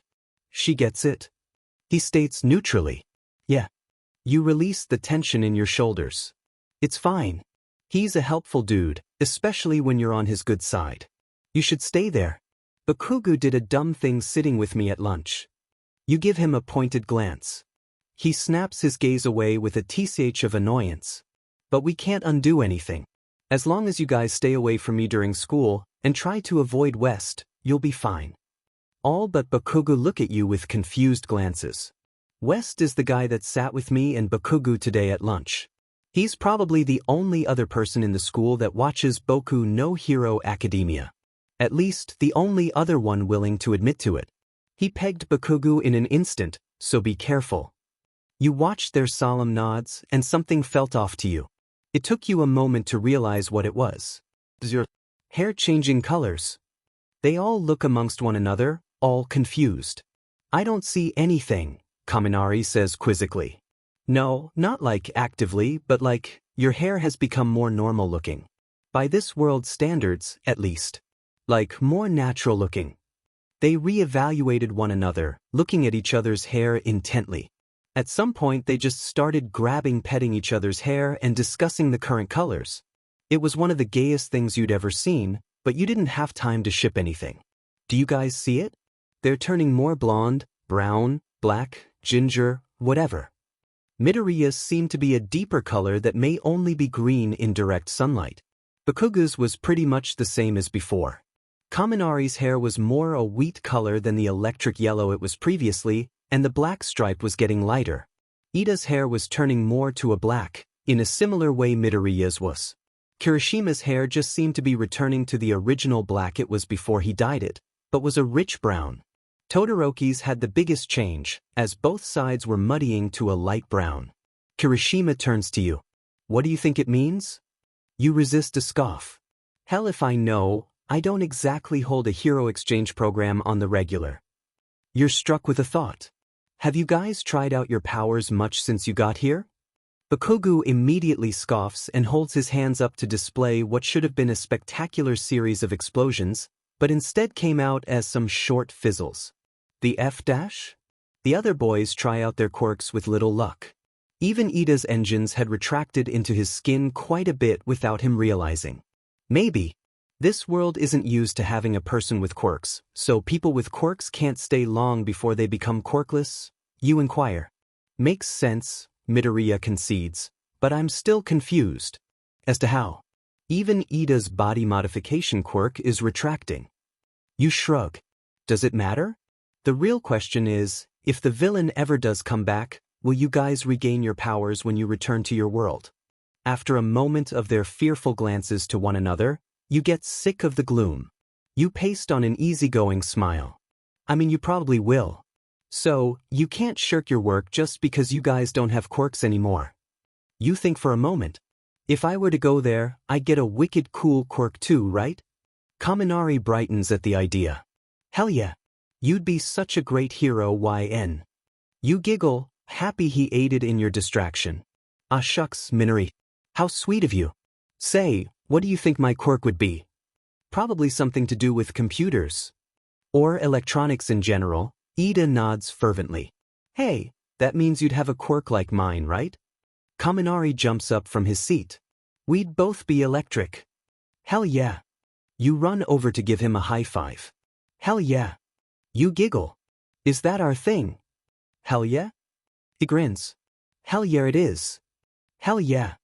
Hell yeah. You two are so lame, Bakugo scoffs, striding past you. I'm making dinner. You and Kaminari exchange a grin, pumping your fists in the air. Hell yeah. Bakugo was an incredible chef. You had your doubts when he cooked in the anime, but DMN, it was true. Once the food was set on the humble coffee table, you all barely finished saying, thanks for the food, before it turned into a free-for-all to scramble for the delicious meal. You internally sobbed in thanks to your former self for having the foresight to stock up on some nicer produce and meats. You intended to treat yourself to it in the coming week, but you were glad to share it with the guys. Kirishima was the first to finish his food, and he laid on his back immediately, mouth pouring out praise to Bakugo's skills. One by one, you all followed suit, until every one of you was lounging on top of one another in a contented pile. You'd laid your head on Bakugo's stomach, who'd finished eating before you, and only got a scoff in response. Kaminari, at your other side, plopped his head happily into your torso. You were surprised how okay you were with the current position. So much. Touching. Wasn't something you were used to, but it was still comfortable.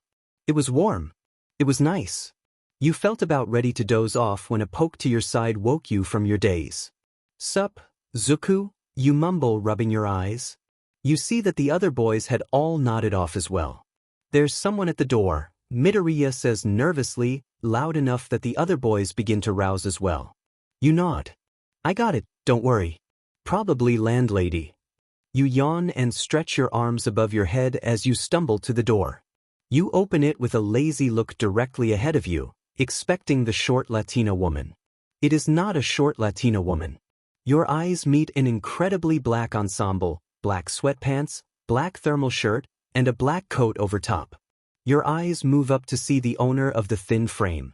He has chin-length disheveled hair the color of tar. He has an almost impressive amount of stubble. He has a gray scarf draping low around his neck.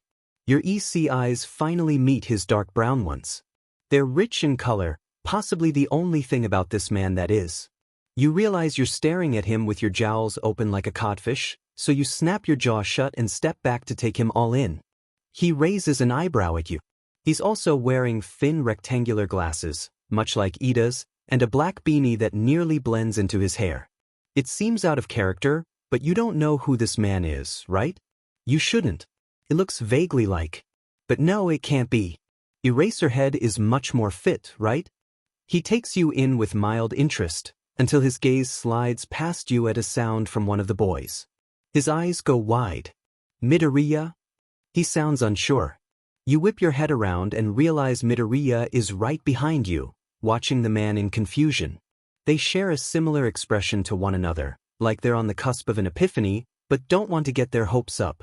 And then Midoriya reaches the conclusion you tried your darndest not to jump to. Aizawa-sensei? Aizawa fell through the portal, a strange weightlessness and tingling taking over his body. He felt like he was falling down the rabbit hole, down, down, down without stop. Shouldn't he land soon? He sat up in his bed with a gasp. But, he thought, staring at his hands in confusion. What the hell? Aizawa was dressed in different clothes than his hero costume. They were still loose-fitting and black, so there wasn't much change there, but instead of the uniform he wore a simple t-shirt and boxers. He was smothered by a plain black comforter on a twin bed. Shrugging the bedding off him, he placed his feet onto the floor. It was pale cream carpeting in desperate need of a deep cleaning. He stood. He felt frail. He hated it. Noticing a mirror, he took a moment to take himself in. Damn it. His eyesight was sheet, first of all. He had to squint to see anything clearly. His skin looked clammy and pale. His hair was not as long as his usual hair, but it was certainly as unruly. It brushed his chin, which was covered in a sizable amount of stubble. The only major differences he found were his eyesight and the lack of any muscle mass. A loud beeping snagged his attention. Bright green lights began flickering and a machine he'd never seen before began whirring angrily. Aizawa went back to the bed, expecting whomever to have a pair of glasses near their bed. Lo and behold, he was right, and snatched them up, turning his attention to the beeping machine. More so than the machine, what caught his attention was a letter pinned to a cork board on the wall behind it. On it was written Aizawa Shuda. Whoever this is, they know who I am. He opened the letter. Aizawa Shoyuda. My name is, well, Aizawa Shoyuda. To put it simply, if you are reading this, I am you from a world with no quirks. You're wondering how I know about quirks. That villain, the gatekeeper, apparently couldn't resist seeing how far Eraserhead would fall without his quirk, as they put it. I take mild offense to that, but in this world I have no physical power, so I admit defeat to you in that regard. Anyway, Gatekeeper explained briefly about their world, your world, and that to us, all of your lives are documented in the form of an animated show. It's called Boku no Hero Academia. You will learn things you probably shouldn't, so don't watch it. Or do. I don't care. I'm not sure what happens to your previous body when you enter this world, but as Gatekeeper explained it, your consciousness enters my body, you go into a coma state, and I go into a semi-dormant state so you can take control of my body. I'd say don't do anything I wouldn't do with it, but I don't get out much, and I'm assuming you're going to want to find whomever you went through the portal with. Which brings me to the glowing machine in front of you. In simplest terms, I'm a computer technical genius, so I found a way to use satellites, sensors, and other things in the sky to track the specific signal given off when Gatekeeper uses their power to enter this world, or when anyone from your world uses their quirk. You're in my body, so you don't have yours. Sorry. If it makes you feel better, it won't. They won't have their powers if they're here more than a few days. Don't worry, though, it'll return in a few days once they return to your world, and you'll return to your original body. Probably. Anyway, the machine tracks it down to a few miles radius, so it is fairly accurate. That's where the portal actually happened, and assuming your friends or whatever don't have alternate versions of themselves, they'll land there. I made the machine connect to a program I made that basically books the next flights and cabs to the destination, and a hotel stay for 3 days. The information will print over by the door. I left a buffer of 3 hours minimum for the flights.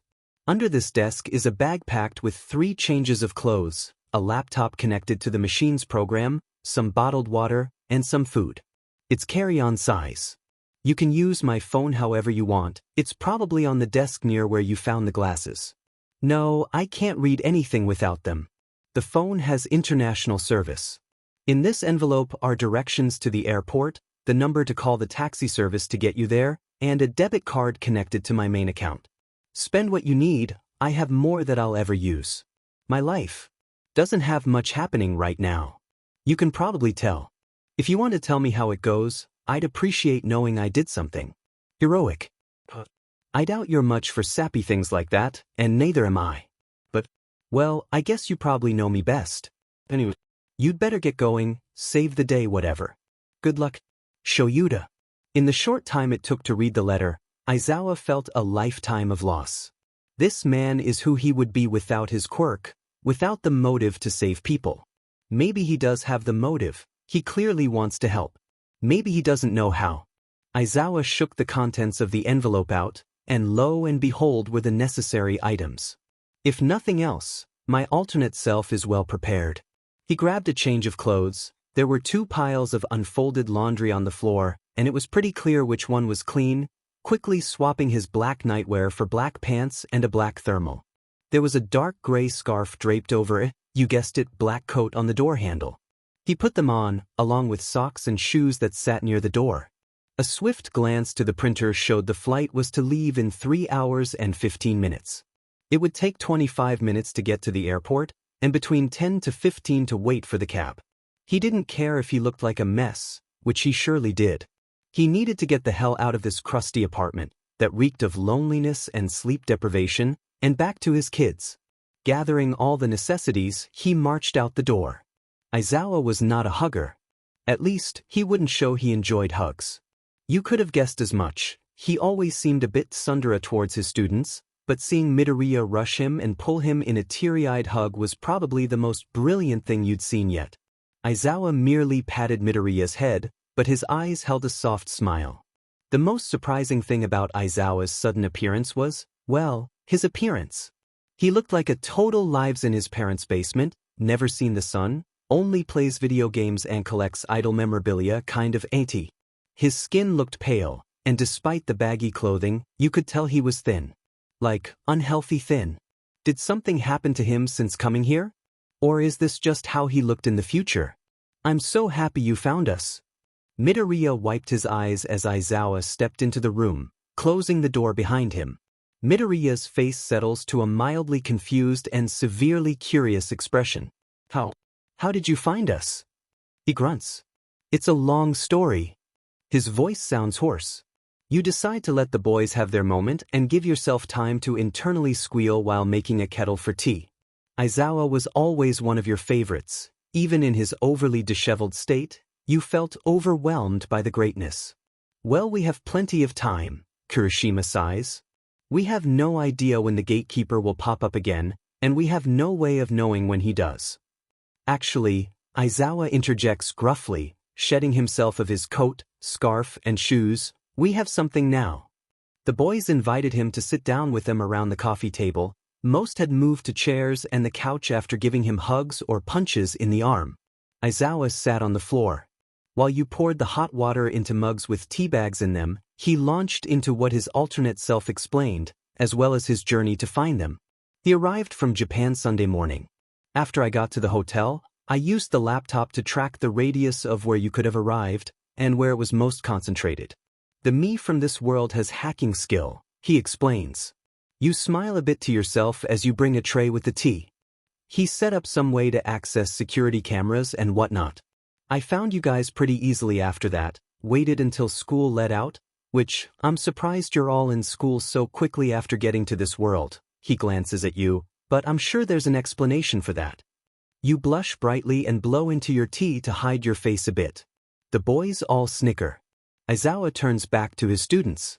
Anyway, I tracked your movement after school let out, found this apartment complex, did some digging into San to try and figure out the apartment number, found there was a section that's been under construction since 1973 and figured that was as good a guess as any.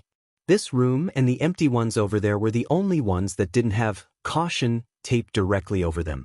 I take it those rooms are where you all are staying. You blink a few times. Wait, you searched me? He nods.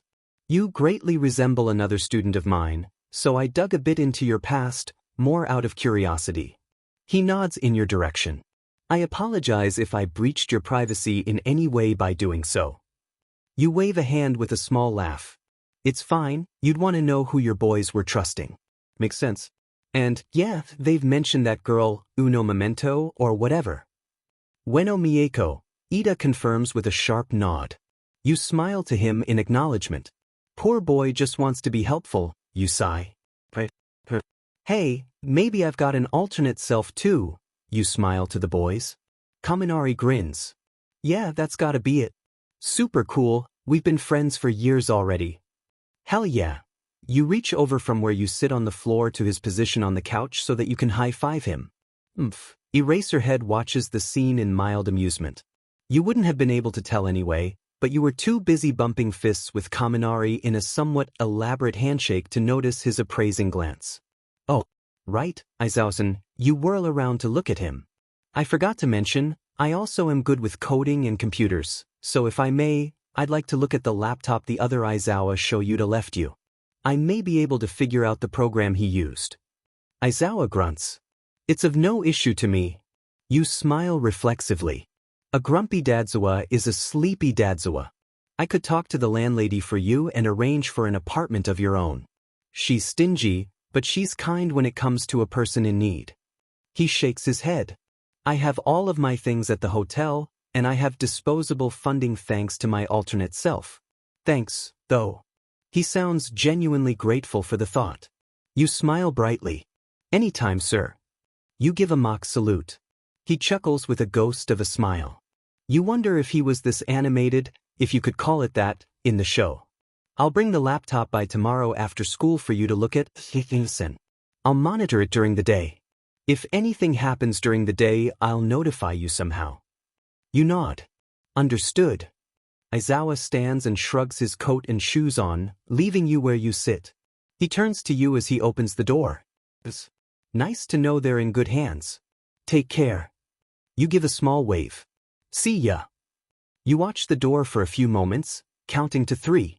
You slowly turn back, eyes wide. Eek. Your hands smash over your face as you squeal and kick your legs in excitement. Oh my god, oh my god, oh my god, that was Aizawa Shoyuta, that was Eraserhead. Kirishima and Kaminari are rolling in their seats laughing. You're as big a fangirl as Deku. Kaminari wheezes, wiping his eyes. You have no idea what it's like. You speak frantically. A week ago, he was just this hot teacher from a television show I watched, and now he's sitting in my living room and talking to me and telling me I'm taking care of my other favorite characters from the same show, and oh my god. You squeal again into your hands. Wait, did you just call Aizawa Dash? Irrelevant. You blush, realizing what you'd said aloud. My thirst is made known, abort mission. And did you just call us Dash? Also irrelevant. I definitely did not react similarly to all of you. Was it when you took the shower or when you went out to buy us clothes? Todoroki asks smartly. Ah, damn it. Kaminari goes along with Todoroki. If I'd known you were gonna need a cold shower, I wouldn't have saved you any hot water. You glare at one and then the other, both wearing equally sheet-eating grins. Listen, wise buttes. You cannot imagine the emotional turmoil I've gone through having to live with the same characters I've crushed on forever. You blush immediately. I have no head-to-mouth filter today, apparently. You quickly decide to just keep talking, hoping some justifying factor will remedy your bruised dignity. It's like when you meet your favorite movie character at Disney World. It's that feeling, times 10 billion. Because as far as I know, you're not actors in costume in some elaborate scheme to dupe me. You pause a moment, in which case I would literally ruin you. And Alistair, because he'd definitely be behind it. We're not tricking you, I promise. Midoriya shakes his head and waves his hands frantically. Your eyes bore into him for a moment, before you start giggling. I believe you, Izuku. I just want to help you guys get home. And looks like we're one step closer now. Right. Ida nods in confirmation. We must focus on our studies and be certain to properly keep up our training regimen.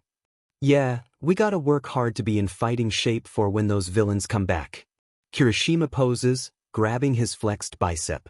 Starting with some goddamned sleep, Bakugo growls. I'm tired as F, and you shitheads are all lounging in my bedroom. Why, you're right. Midoriya immediately stands rigidly. We need sleep to go to school tomorrow, and it is late. So we should get back to our rooms. You resist a snort and Midoriya's reaction. Him and Bakugo probably mended their friendship somewhat, but Midoriya seems to have a learned reaction to Bakugo's angry voice. Bye guys, you gave them each a hug as they filed out. It was strange how your stomach reacted to the contact, with a warm, fluttery feeling each time. After the door closed, you turned to Bakugo a bit awkwardly. He had already pulled the bed from the couch and was lounging on it like a lithe predator. His tight-fitting shorts weren't leaving much to the imagination, and his position flexed his biceps and stretched his exposed chest. Demon, the sight made your mind jump to many places, none of them good for your current well-being. Well, I'll go to bed too, I guess. You slowly turn towards your room, his eyes burning into your back. Oi. You stop, eyes forward. Yeah. Come here. You dare to look at him. He extended a lazy arm out to beckon you, but every muscle in his body was primed to pounce. What the hell kind of tie is this turning into? You give him a confused look, but obey nonetheless. You perch yourself on the edge of his bed.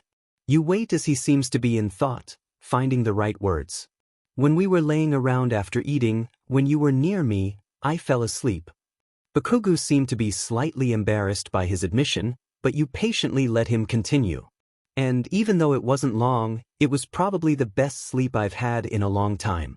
So what I'm saying is, I think I sleep better when you're around, and I'd like it if you stayed here. Tonight. I won't pull any sheet without your permission or whatever, so don't worry, I just need some sleep for once, goddammit. He ran a hand through his ashy locks, seeming frustrated with himself. You don't sleep well? You ask, voice unexpectedly soft and soothing. You swing your legs up onto the bed, leaning on the back of the couch. Your body mirrors his.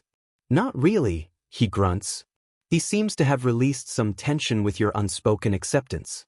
Ever since that sheet went down with the villains at the training camp during my first year, I've had nightmares and sheet. And it's gotten worse after some of the sheet I've seen after getting my provisional license. Like, I can handle everything just fine in the field. But some of the stuff I see villains do will happen in my dreams, and it's so FING real. It's like I can't do a FNG thing without feeling like I'm gonna have a goddamned nightmare about it. I feel like I don't know, I feel weak. You're surprised by his confession, but don't show it. At some point during him talking, you gently placed a hand around to the back of his scalp and ran fingers through his, surprisingly soft, hair in the way you do to your own hair when you're anxious. He didn't give any indication he didn't like it, so you kept going. There's nothing wrong with being scared, Katsuki. Everyone gets scared. He watches you neutrally, squinting a bit.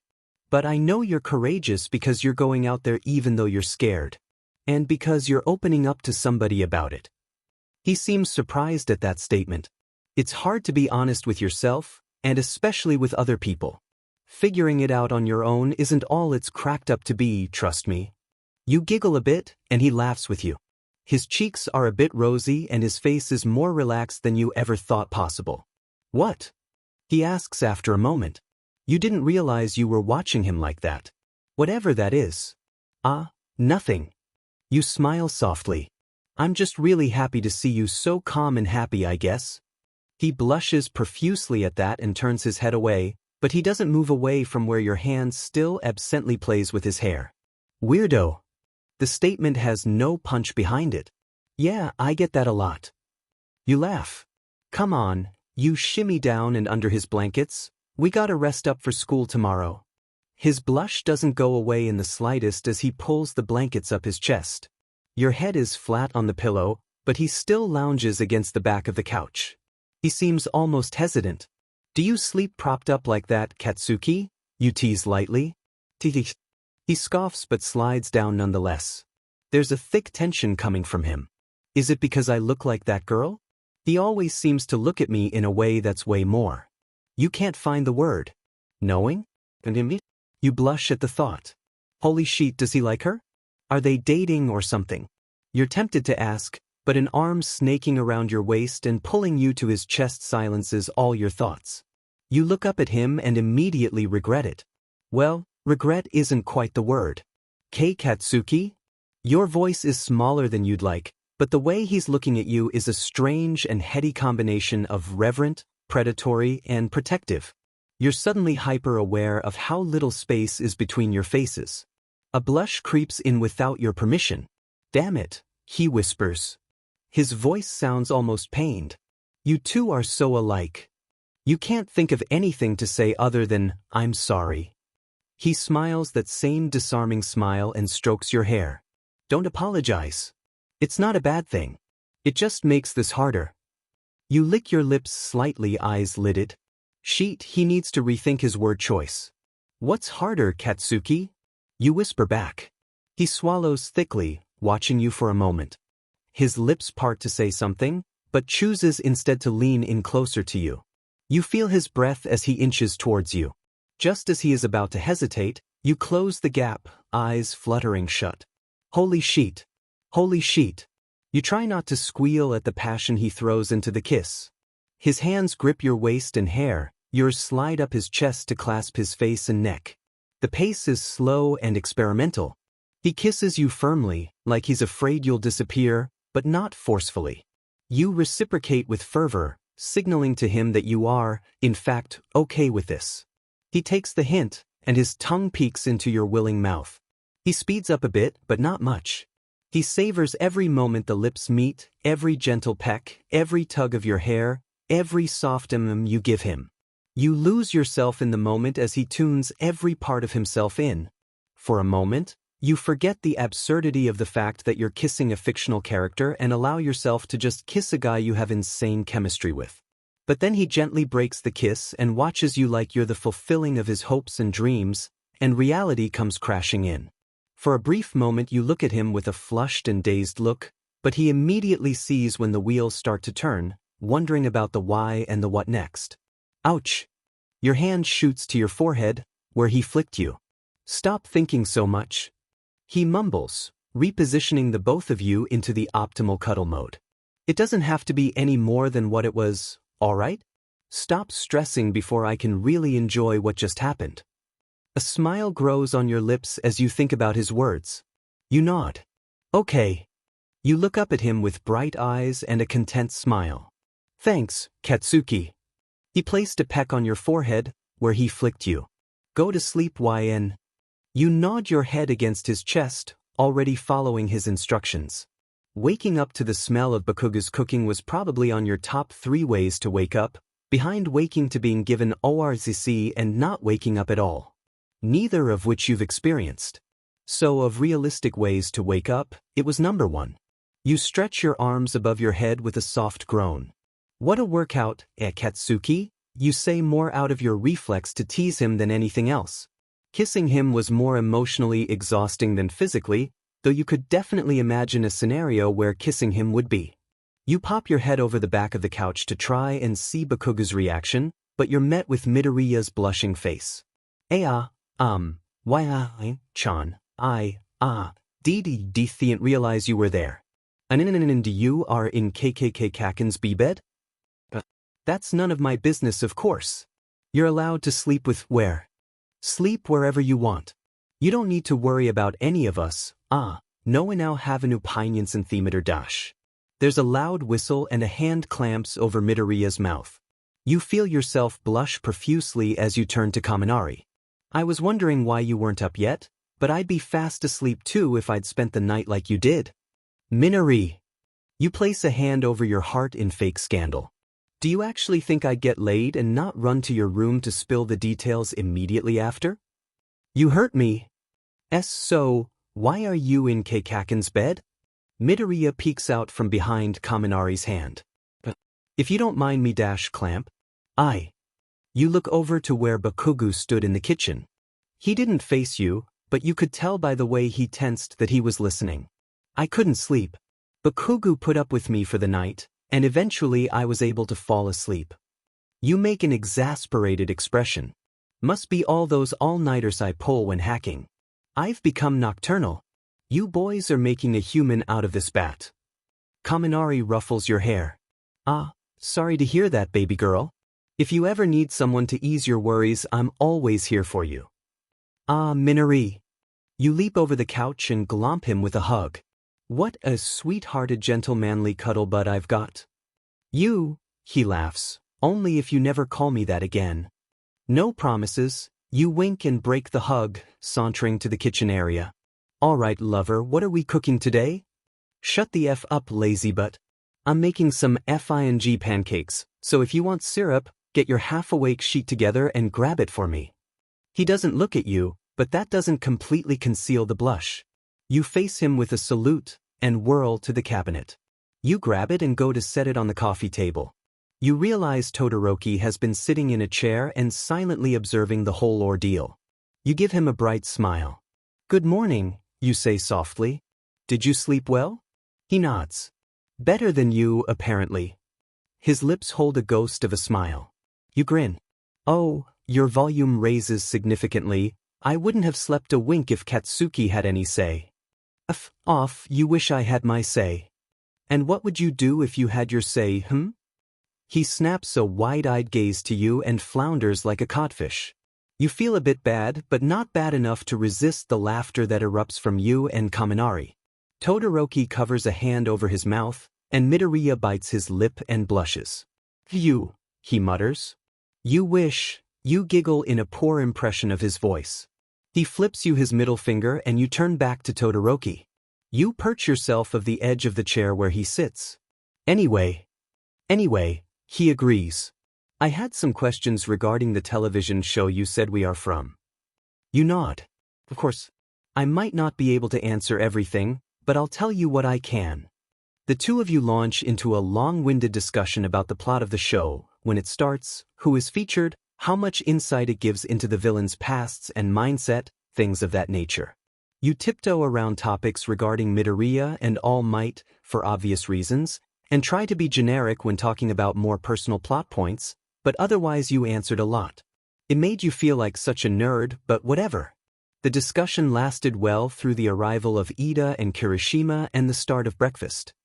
"Hey," Kaminari chimes in as you discuss who Mineta is and why he might not be in their universe. "That song that you played us, is that the only intro song?" You make it sound like there's more. You smile brightly. "Yes. Right now there are 5 songs, 1 for Season 1, 2 for 2, and 2 for 3. Season 1 had the most build-up to the main villain encounter, the USJ, so they only had the one song you guys saw. But for the following seasons there is a theme song for the sports festival arc, the Hero Killer Stain arc, the training camp All Might retirement arc, and the provisional license arc." Kaminari lights up at the idea. "Could we see them?" The others seem very interested as well. "Well," you sigh, "the reason I only showed you guys that first one is because there are some sensitive bits of information in the show, about each of you, about heroes, about your pasts, those sorts of things. Things that I'm not sure if you know, and I'm not sure if you should know. It's not my place to give away that information." You briefly share a glance with Midoriya. "But I'll see what I can do."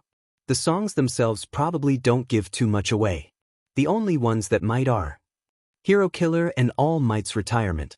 "Well, like I said, I'll see what I can do. I'll try and tinker around with the internet and find out what you guys know, and see what I can give away."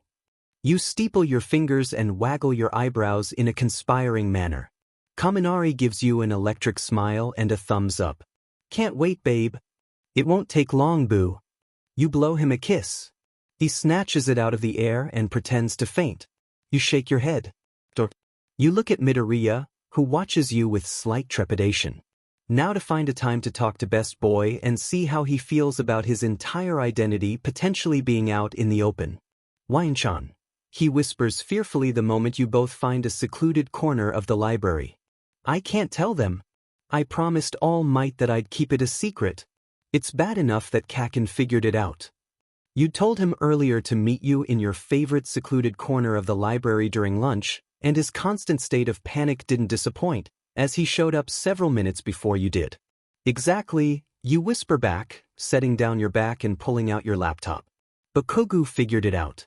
Think for a second how that must have felt, how mistrusted he must have felt. The rest of them could find out at any moment, by a simple search. It's of the most important plot points in the entire show, if not the most important. You pause your typing and face him. You're the main character of this show.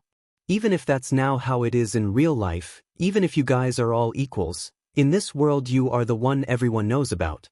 The most readily available information about this show is information on you. Do you want your friends to find out from another source, someone saying something in passing, or worse, just from their own findings? I know you feel like you're betraying All Might. You place a hand on his shoulder. "And I'm not going to make the choice for you. But I think you know how I stand on the matter." Turn back to the screen. For now, let's watch the intro songs and see if anything stands out to you as a red flag. The ones I think might have revealing information are the ones for the Hero Killer arc, which shows you Ida and Todoroki in various fighting poses near Stain, and the one after that, which shows a sort of representation of All Might receiving his power. The show itself will reveal much more, obviously, but I'll try and keep them sated with this for now. The remaining hour was much less tense. Midoriya finally relaxed a bit, and you two were able to laugh about things. Which song is your favorite, Wyan-chan? You think a moment. Well, I saw a video where a kid does a dance to the song peace sign, so I think that one is probably the best because I literally can't listen to it without doing that dance. But otherwise, I dunno. I like all of them, except Sora and Utiba. Which one's that? He places his chin on a hand as his elbow rests on the table. He watches you in curiosity and amusement. The one for the Hero Killer arc. It's a good song, I just didn't like that arc. He furrows his brows. Why not? Because you blush a bit. It was hard watching the fight with you guys in Stain. You hurt yourself a lot in the beginning of the show, but that was different. But in that battle he was hurting all three of you, and it was one-sided torture most of the battle. I didn't like watching my heroes get hurt like that. And not that I ever like watching you guys get hurt, but especially not like that. Midoriya's face has bloomed in color. He avoids eye contact, but smiles. It's nice to know you see me as a hero. Of course, Suzuku, you state quietly but firmly. You're my hero. He turns to you with a dazed look. Hero? He turns away. So, you said nothing happened with you and Kakin yesterday? Izuku, you said softly, and he looks at you with a slight pout. Nothing happened. I don't know why you're being so pouty about it, you giggle, poking his cheek. Katsuki and I just talked a lot. I feel like I misjudged him, so I'm trying to get to know him better. You pause a moment. I think I'm trying to get to know all of you better, you admit sheepishly. I only knew you guys as 2D after all. I'm sure there's some things I got wrong about you guys. He laughs lightly, and you feel any tension leave. You might be right. Maybe I have a dark side? He makes the statement into a question and you snort quietly. Sure, Midoriya.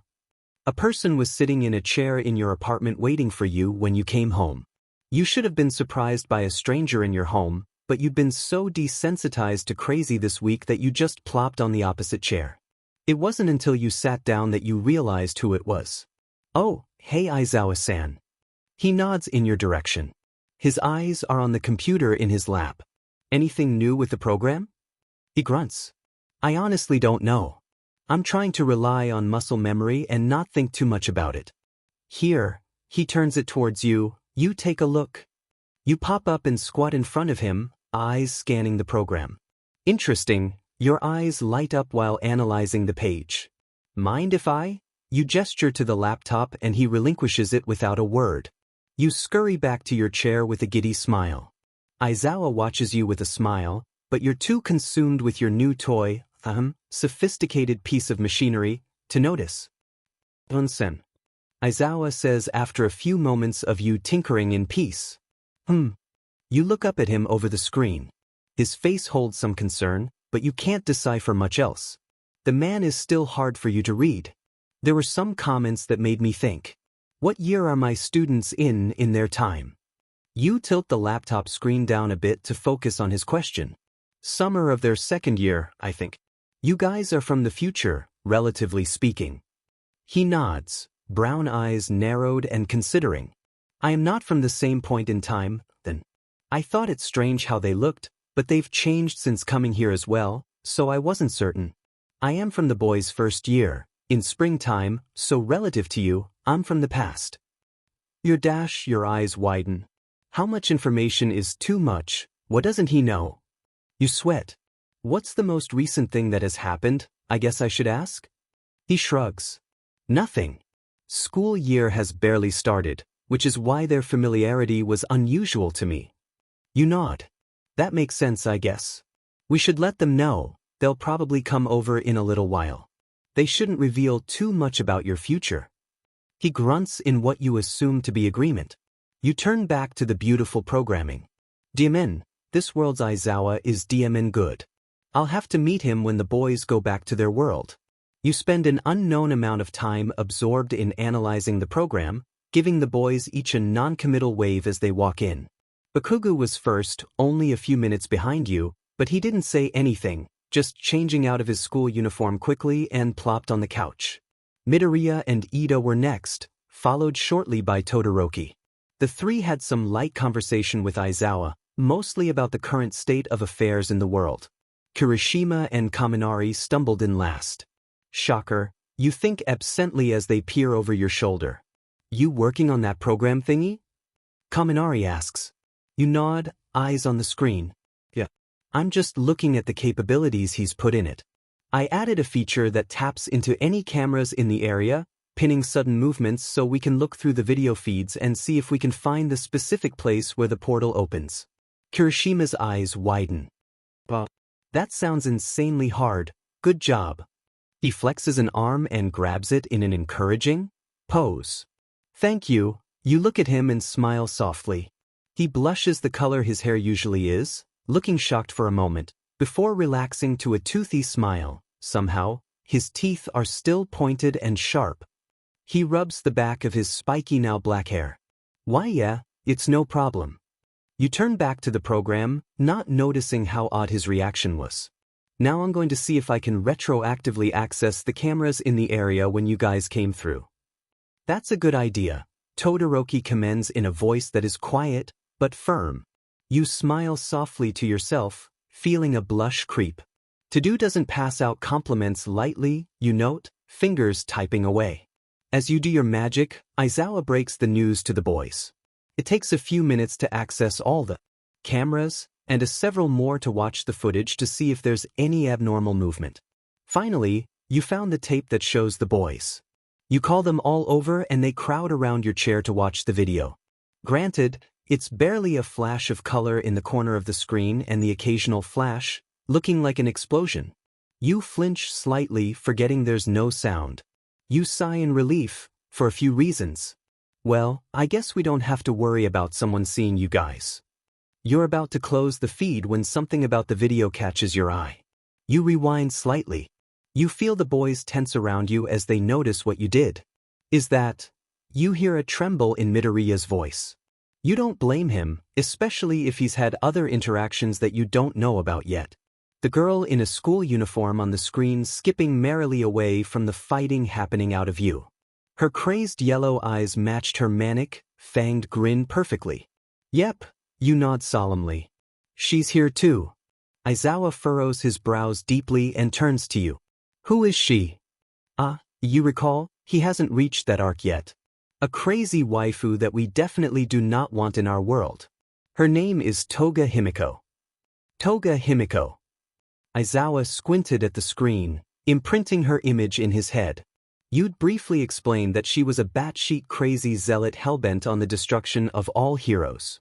At least she's cute, you say, knowing full well you're grasping at straws with your audience. You can't help but feel slightly defensive of her, even though you know in real life she's bound to be FING terrifying, as opposed to being super hot and total Yandere waifu material, which she is in the anime. The guys mumble, clearly not seeing what you do. You shrug. Can't win 'em all. I'll start following her movements from this point as much as I can. I might be able to see where she is staying or where she is now. Aizawa nods. That seems like the best course of action. You smile at the affirmation. You guys get going on whatever you were doing before this. I'll find Toga. Everyone but Kaminari goes about their business, but he remains by your side with a lecherous grin. Yes, you ask, blinking somewhat indignantly. I see you, he chuckles, placing his hands behind his head. You roll your eyes. Oh God, please get the gross straight boy ideal of girls' love out of your head this second. He shrugs, grin remaining. Kaminari leans in with a conspiring look in his eye. Who said I was a straight boy? His voice is low, but his tone indicates he doesn't care who hears. Your eyes widen as you gasp, covering your mouth slightly. Minori, you whisper harshly. My baby boy's a bi baby? You clasp your hands around one of his. He clasps his free hand over yours. As by as you are, baby girl, he winks. A giggle bubbles from your chest and you retract your hands from his. I was outed so quick, you shake your head. I'm just too thirsty for my own good. Kaminari sighs and lays his head on your shoulder. Girl, that's a mood if I ever did feel one. At least you just admire from afar. I flirt till it hurt and they still avoid me, he whines. You bite your lip in an attempt not to laugh. Turning your head in another direction, you pat his formerly yellow currently wheat-colored hair gently as he lays on your arm, whining to you about his relationship struggles. The others watch you with amusement and confusion, none of them sure what you two are talking about. You'd think having double the choices helps, but it doesn't. You shake your head. He pops up immediately, grabbing your arm. Exactly. His eyes are wide. Like, what's with that? He shakes you slightly, and you limply allow it. If you two morons are done going on about whatever dumb shit you talk about, Bakugo snaps from across the room, you can set up the table so we can actually eat some FING dinner. I made more good shit as usual, so you better be FNG grateful. You turn to Bakugo with a sly grin and a wink. I'm sure I will tonight, lover boy. His face explodes with color, but he turns around far quicker than you'd like. Quick FNG around, dumbass. He says louder than necessary. The room rumbles with laughter. Laughter is replaced with buzz of activity as everyone begins to prepare for dinner. Hey. You look up at Bakugo from your cuddling position. He didn't even have to ask tonight. After everyone left, you plopped yourself on his bed. You don't have to say anything you don't wanna. But you mentioned you are an orphan. And you live in a rundown apartment complex, but have super fancy computer sheet, and have something going on with the landlord. There's a story there. You smile to yourself a bit. It's strange for you to have someone interested in your past. Normally you'd shut the person out right away, but you're not exactly the same normal you were a few days ago. Well, long of the short, my parents were business owners and they died in a car crash. They set me up for schooling in their will but not much else, so I was on the street a while after being put in a shitty orphanage. Ran away from there, found a laptop, started pulling it apart and figuring out its coding and stuff. I'd learned quite a bit from my schooling up till that point, so I picked up on it pretty quick. Soon I was fully immersed in the hacking world. My big break was when I figured out how to do this whole Robin Hood thing where I take back money from those who are dishonest, people that are doing bad stuff and usually should be in jail anyway. I take more than what was taken from the people, return what the people lost, and keep the extra. Those are the big hits, what I'll spend on the equipment and computer stuff. Usually, though, I set up little taps on people's accounts and take a few dollars, a few cents. Tack it onto other purchases so they're none the wiser. But it adds up and that keeps me sustained for the most part. Bakugo doesn't say anything for a moment, but pulls you in a tight hug. You've been through shit, huh? You grunt. I'm still here though. You can hear the smile in his voice. Yeah. You are. He loosens the grip again, looking down at you. His eyes are sober. You'd be a good hero. You furrow your brows. I just told you all the illegal shit I do, and that's what you say? He scoffs. That's not what I mean. You help people with no real gain, you could just take all that money. But you give back in full and take from the villains, the bad business owners, whatever. Even if the rest of what you do isn't great, that is heroic. Besides, you do what you gotta to live. I guess, you sigh, snuggling into his warm chest. He smells ridiculously nice, a bit spicy and earthy. You didn't think someone could smell warm. The comforting scent distracts you from his words. After all, aren't villains doing what they have to for survival as well? During your lunch break the next day, you holed yourself up in the library and watched even more footage of Toga, trying to find where she might have gone. You stumble across something a bit horrifying in your search.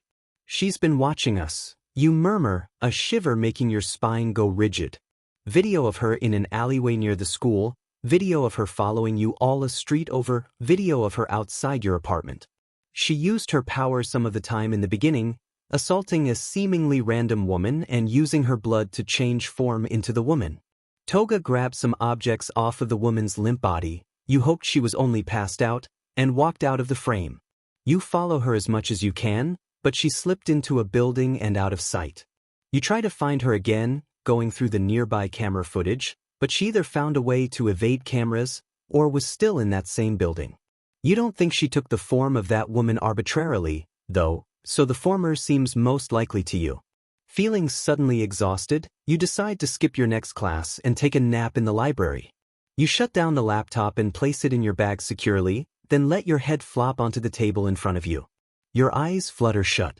You wake up with a very sudden start. How long? You aren't sure. But a cursory glance around the library tells you it's past dark. Gathering your things quickly, you run out of the library, of the school, and into the street. It's definitely past time for you to be home. This usually isn't a problem, but now you've got a whole slew of boys waiting for you, and no way to contact them. Running down the streets, relying on muscle memory, you tried not to let the impending sheet storm deter you from going back. Confrontation isn't your strong suit, but for these boys, you were willing to try and change. Easier said than done, you sigh. You were so consumed by the sense of impending doom that you didn't realize someone was directly in your path as you were running. Oof. You find yourself sprawled across the concrete, backpack skidding away from you. You look to the other person, who fell flat on their bum. I'm so sorry, I wasn't paying attention, and dash, your blood turns to ice when you meet the face of who you ran into. It's okay, the girl giggles. I was waiting for you anyway, Miki-chan. Standing and rubbing her hands on the uniform skirt she wears, she flashes a brilliant smile, sharp canines on display. Her blonde hair is in two messy buns, cute fluffy bangs above fluttering eyelashes. Her cheeks have a pink glow to them. The only thing unsettling about her is the crazed, predatory gleam in her yellow eyes. You fight the trembles that move throughout your body and stand. I don't know who you think I am, but I'm not. You curse at yourself for stammering, forcing your voice to remain level. I don't know you either, but I am sorry about running into you. Have a good one. You reach down to grab the backpack with the laptop in it, but apparently she predicts this, because she zips over and grabs the backpack from you. A disconcerting giggle bubbles out from her chest. You're funny. I like you, even if you aren't Miki-chan. Gatekeeper Kun told me I'd find people here that look like people I know, so you must be one of those people. So tell me, she leans in close, eyes lidded and voice sounding excited. If you're not Miki-chan, then you must be someone I don't know. But lucky for you, I want to get to know you. She claps excitedly. So let's start with an introduction. I'm Toga Himiko. We're gonna be BST friends. Because Miki-chan and I are best friends. You are definitely shaking where you stand. Toga's eyes are the most penetrative, scary things you've ever seen. This is a villain. I need to calm down. She's just a person. A scary person, but still a person. I'm LNYN. You supply cautiously. She gasps and claps her hands excitedly. Wynun. What a cute name. Come on, I'm making a fun hideout for my friends. You're my friend, so you can join me. Toga snatches your wrist and drags you behind her. Your cheeks flush slightly. This is strangely cute. Toga-san, you call out hesitantly, struggling to match her quick pace. You're in shape, but she's just ridiculously fast. Wyan-chan, you can call me Himiko-chan, she calls without turning around. Himiko, can I have my backpack, please? She stops and doesn't turn around. The tension radiating off of her is palpable. She turns on a dime with a bright smile, but her eyes are analytic. Why, Wyan-chan? I'll take good care of it. You smile at her, suppressing the tremors in your body. I believe you. I just like having it. Can I have it back, please? Her eyes narrow, but her expression remains the same otherwise. Why, Wyan-chan? So you can keep spying on me, I know you think you're sneaky, but you're not that sneaky. She giggles. Your expression falls. You step back as far as your connected arms will let you. You're only a tiny bit taller than her, if at all, but she's immensely stronger than you. Don't be scared, Wyan-chan. We can be friends still. I've been spying on you too, after all. I think it's cute that you've been watching me. Her cheeks flush further. I think you're cute, Wyan-chan. She takes a step closer to you. You take a step back, but she keeps your wrist firm, making you unable to get away. You're so smart. You're friends with all those heroes. Everyone seems to love you. I want to be Juisu, step, Li Ku, step. Her breath tickles your ear, and you flush in fear and embarrassment. What? Why? Your voice trembles along with the rest of your body. You sound so small. Toga notices and giggles. Because you're so cute. She murmurs. I like you a lot, and I want to be just like the people I like. Stain-sama. Izukuin. Miki-chan. And you. You look just like Miki-chan, and she looks so cute covered in blood. She's so smart too. You really are just like her. I think I like you just as much as I like her. Her pink hair is pretty and long. She runs her free hand through your hair, tracing your face, and your HC hair is just as pretty. I don't know who I'd choose. Her rambling makes you flush. Himiko-chan, you just met me. I need to focus, damn it. But you're just like Miki-chan, and I know Miki-chan super well. She's my BST friend. So you're my best friend too, Wyan-chan. I need to get out of here, stat. That makes sense. Well, I still need my backpack and I need to get home to my friends. I'm really tired, but I'll definitely hang out with you later, okay? I'll make a special trip to visit you at your hideout. Toga laughs and shakes her head. Nah, you aren't. Don't lie. It's not nice to lie to a friend, Wyan-chan. I'm not. I'd love to see your hideout. But I'm tired. Please, Himiko-chan. She takes a step back and lets go of your hand. Her smile is gone. Think, damn it. You desperately try to muster a happy expression. And my birthday is in a few days. We can have a birthday celebration, okay? Will you help me celebrate my birthday, Himiko-chan? Her eyes go a bit wide, considering. Her face falls to its usual smile. Okay. I'll meet you after school on Friday in that alley. She points to a nearby secluded area. Don't tell the boys though. They won't want us to hang out. And then I'll have to find a sneaky way to get you away from them. She giggles in delight, throwing your backpack into your weak arms. I'll even get you a present, so don't be late. You nod numbly. Toga scampers off into an alleyway and you put your backpack on and begin walking back to your apartment, body feeling like jelly, mind in a fog. That was Toga Himiko. I just met Toga Himiko. She is FING terrifying. And she wants to celebrate my 16th birthday with me. You don't even register the sounds that come from the boys when you enter your apartment. The most prominent is probably the shouting from Bakugu, but you just kinda look at him with an expression that's part exhausted, part apologetic, and he backs off. Sen. The voice finally brings you out of your fog. You feel two firm hands gripping your shoulders, a comforting warmth. The voice is very low, and a soothing timbre. You look up into two heterochromatic eyes. Shido-kun, you murmur. Are you all right? You nod slightly. I met Himi-, you stop yourself. I met Toga Himiko.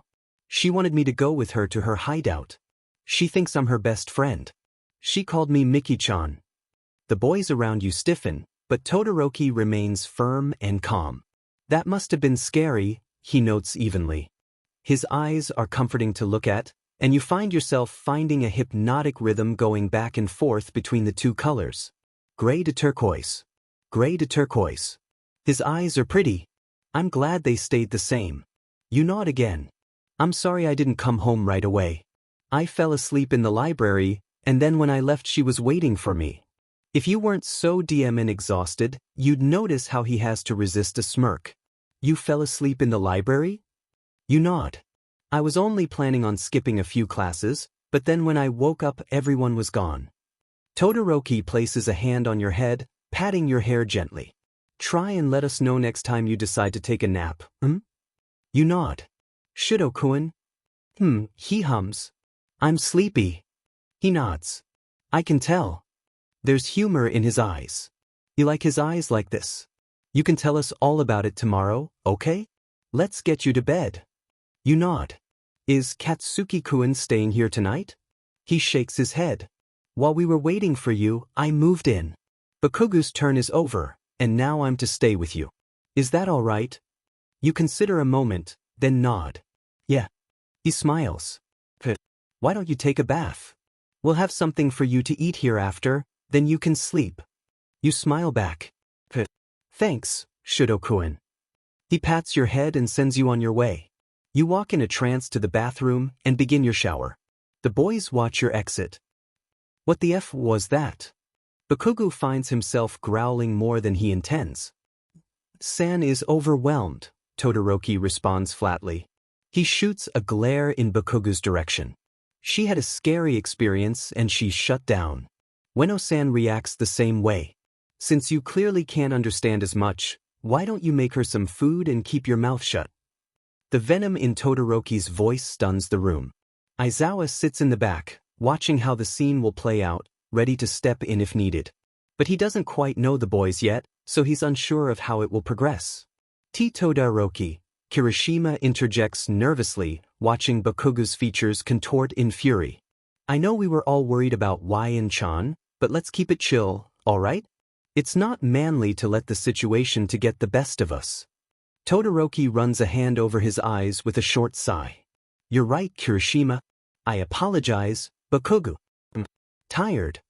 Bakugo scoffs, expression lifting to a less scary one. No sheet. We all are. Dumb Toga Beach made us worry about Wyan is stupid but whatever. She needs some FNG soup. He grumbles the last half under his breath as he moves away to the kitchen to make said soup. Aizawa is shocked. From what he's seen of Bakugo, he wouldn't have left it at that, at least not in his first year. He must mature greatly, Aizawa thinks. It makes him wonder what it would take for him to mature so much in such a short time. But then again, he's sure he'll find out when he gets back to his timeline. The tension in the room lifts greatly once Bakugo calms. Todoroki buzzes around, setting up his bed and clothes for you and anything he can possibly think of to keep busy. Your disappearance rocked him more than he'd like to admit, even if it was very apparent to everyone else as well. Midoriya finally stops his pacing, which he did practically non-stop before you arrived. Kirishima sits with his arms crossed, watching the bathroom door with furrowed brows. Ida stares at the ground, slumped in relief. Kaminari scratches the back of his head, a sigh frequently leaving his lips. They were worried as F about you. Aizawa wonders if this is because of your look-alike, or if they're genuinely concerned about you. He's not sure which. Probably both. You take your time in the bath, movements slow and sluggish, brain barely working. You give long, drawn-out movements as you lather your arms, your torso, your legs. Down, down. You felt a creeping sense of dread in the back of your mind and you knew the fog was keeping it at bay, keeping you from a full panic attack. You let the fog drown you and keep you in the odd limbo state you were in. A knock gathers your attention, and you move to look at the door. It takes you a moment to process. Yeah. Sen. Shido-kun. Are you alright? You hum, almost done. Alright. Bakugo made you some warm soup, whenever you're done you can eat. You hum softly. Katsuki-kun makes yummy food.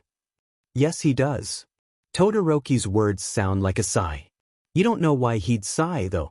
I'm getting out of the bath now, Shido-kun. Alright. I forgot a towel. I'm gonna get one. Listen, he begins. I'm gonna come out now. No, wait there. I have some clothes and a towel for you. I'll give them to you now. He opens the door a crack and sticks an arm through, hand clenched around the items he'd prepared. Ah, thanks Shido-kun. He lets out another sigh. It's not a problem. Get dry and dressed and then come eat. You nod, but then realize he can't see it. Okay. Okay. You woke up the next morning with a pounding headache. Slowly you piece together what had happened the last night, how Todoroki calmed you down, prevented you from waltzing in the end, practically fed you the soup Bakugo had made. You groan. I was so helpless, you think, suddenly embarrassed. You roll out of your bed and stumble into the kitchen, snatching the painkillers from a cabinet. You shake a few from the bottle and dry swallow them all. Are you feeling any better? You turn to Todoroki, aware of how much of a mess you must look. It's early as hell, but he's still awake and looking fresh as hell. Showered, fluffy brown hair dried, clean uniform on and sipping a cup of tea. DMN, he's an early worm, or whatever. It's strange how his eyes are the same, but you're not complaining. The dude's hot as hell. Yeah. Headache, but nothing major. Thanks for helping me last night. I was kinda overwhelmed, he supplies with a kind smile. He hands a cup of tea your direction. You accept it graciously. Took the words out of my mouth. You take a sip of the herbal tea. This is my favorite blend. Mine too. You smile at him. Didn't take you for a sweets guy. I never used to. I learned to like sweets rather recently. Or, I guess I let myself like sweets. An odd thing to deprive yourself of. He grunts, a coy smile on his lips. I guess I was deprived of a lot of odd things. I'm sorry to hear it. I guess I understand though. He nods. I figured. A comfortable silence sits between you two as you stand in the kitchen. It was odd, but you didn't hate it. He just sipped on his tea, occasionally giving you a once-over. What time is it? You ask eventually. Early. You could go back to sleep if you'd like, we still have a while before school. You grunt. I think I just might. I'm still exhausted. He nods. When you wake up again, would you be okay sharing what happened yesterday? In better detail. You nod slightly. Yeah. I'll tell all of you. Wake me once the rest get here. He smiles. Go rest, onsen. Only if you don't address me so formally, you say wistfully as you walk away. You don't see it, but he gives a smile. His expression is almost relieved. He murmurs under his breath as you walk away. Why, Inchan? You're woken again by a soft tapping on your shoulder. Your eyes flutter open to see Todoroki leaning over your bed. Ah, I apologize, I didn't mean to be so invasive. You suppress a laugh. If only you would. It's no problem, Shudo-kun. You crack your neck and stretch. What time is it? 4 p.m. You stiffen. What dash? I let you sleep while we went to school. You looked like you needed it. Aizawa-sensei was here to keep watch, in case Toga came back. I'm sorry if I overstepped my bounds. You smile a bit as you roll out of bed. You had to admit you felt refreshed. Nah, I'm feeling better now. Thanks, dude. You give an easygoing smile, and he seems to release a sigh. I'm glad. You nod. Are the others here? Yes, they arrived a few moments ago. Ah, alrighty. You walk out of your room, and Todoroki follows close behind. He's really taking his role as my roommate seriously. All eyes in the room snap to you when you enter. Hey guys, you say nervously. You're not sure why you're nervous, though. You feel a dumb guilt, like you betrayed them, but you know it's dumb and try to swallow the feeling. Before anyone says a word, Bakugo envelopes you in a tight hug. You stand rigid, but melt into the hug after you feel how he shakes. He was scared to. I'm so sorry I worried you guys. You mutter, loud enough for them all to hear in the quiet room. Shut the F up, Bakugo growls. You didn't do a DMN thing wrong, so don't feel any dumb FNG need to apologize. You laugh, and as you laugh you realize you're crying. When that happen? You break away from Bakugo and wipe your eyes. I guess not, huh? Why, En-chan? Midoriya approaches. His smile is wobbly, and you feel your heart melt a bit. I'm glad you're okay. You draw him into a hug. Aizaku-kun. You smile up at him. He's not much taller than you, but just enough to have to look up. His fluffy black hair tickles your cheek as you rest your head on his shoulder. You feel a hand on your back. You look up to see Kirishima watching you with a pouty expression. Ah, you laugh lightly. Come here, big guy. He completely covers you in his large, protective arms. It's a nice, warm hug that makes you feel safe. It's a nice feeling that you're not used to. You meet Kaminari's gaze and smirk. You scuttle over to him, and you squeeze him in a sweet hug. He's not near as big as Kirishima, but it's still warm. You feel a little bit of an electric buzz radiating from his body. Interesting, you idly note.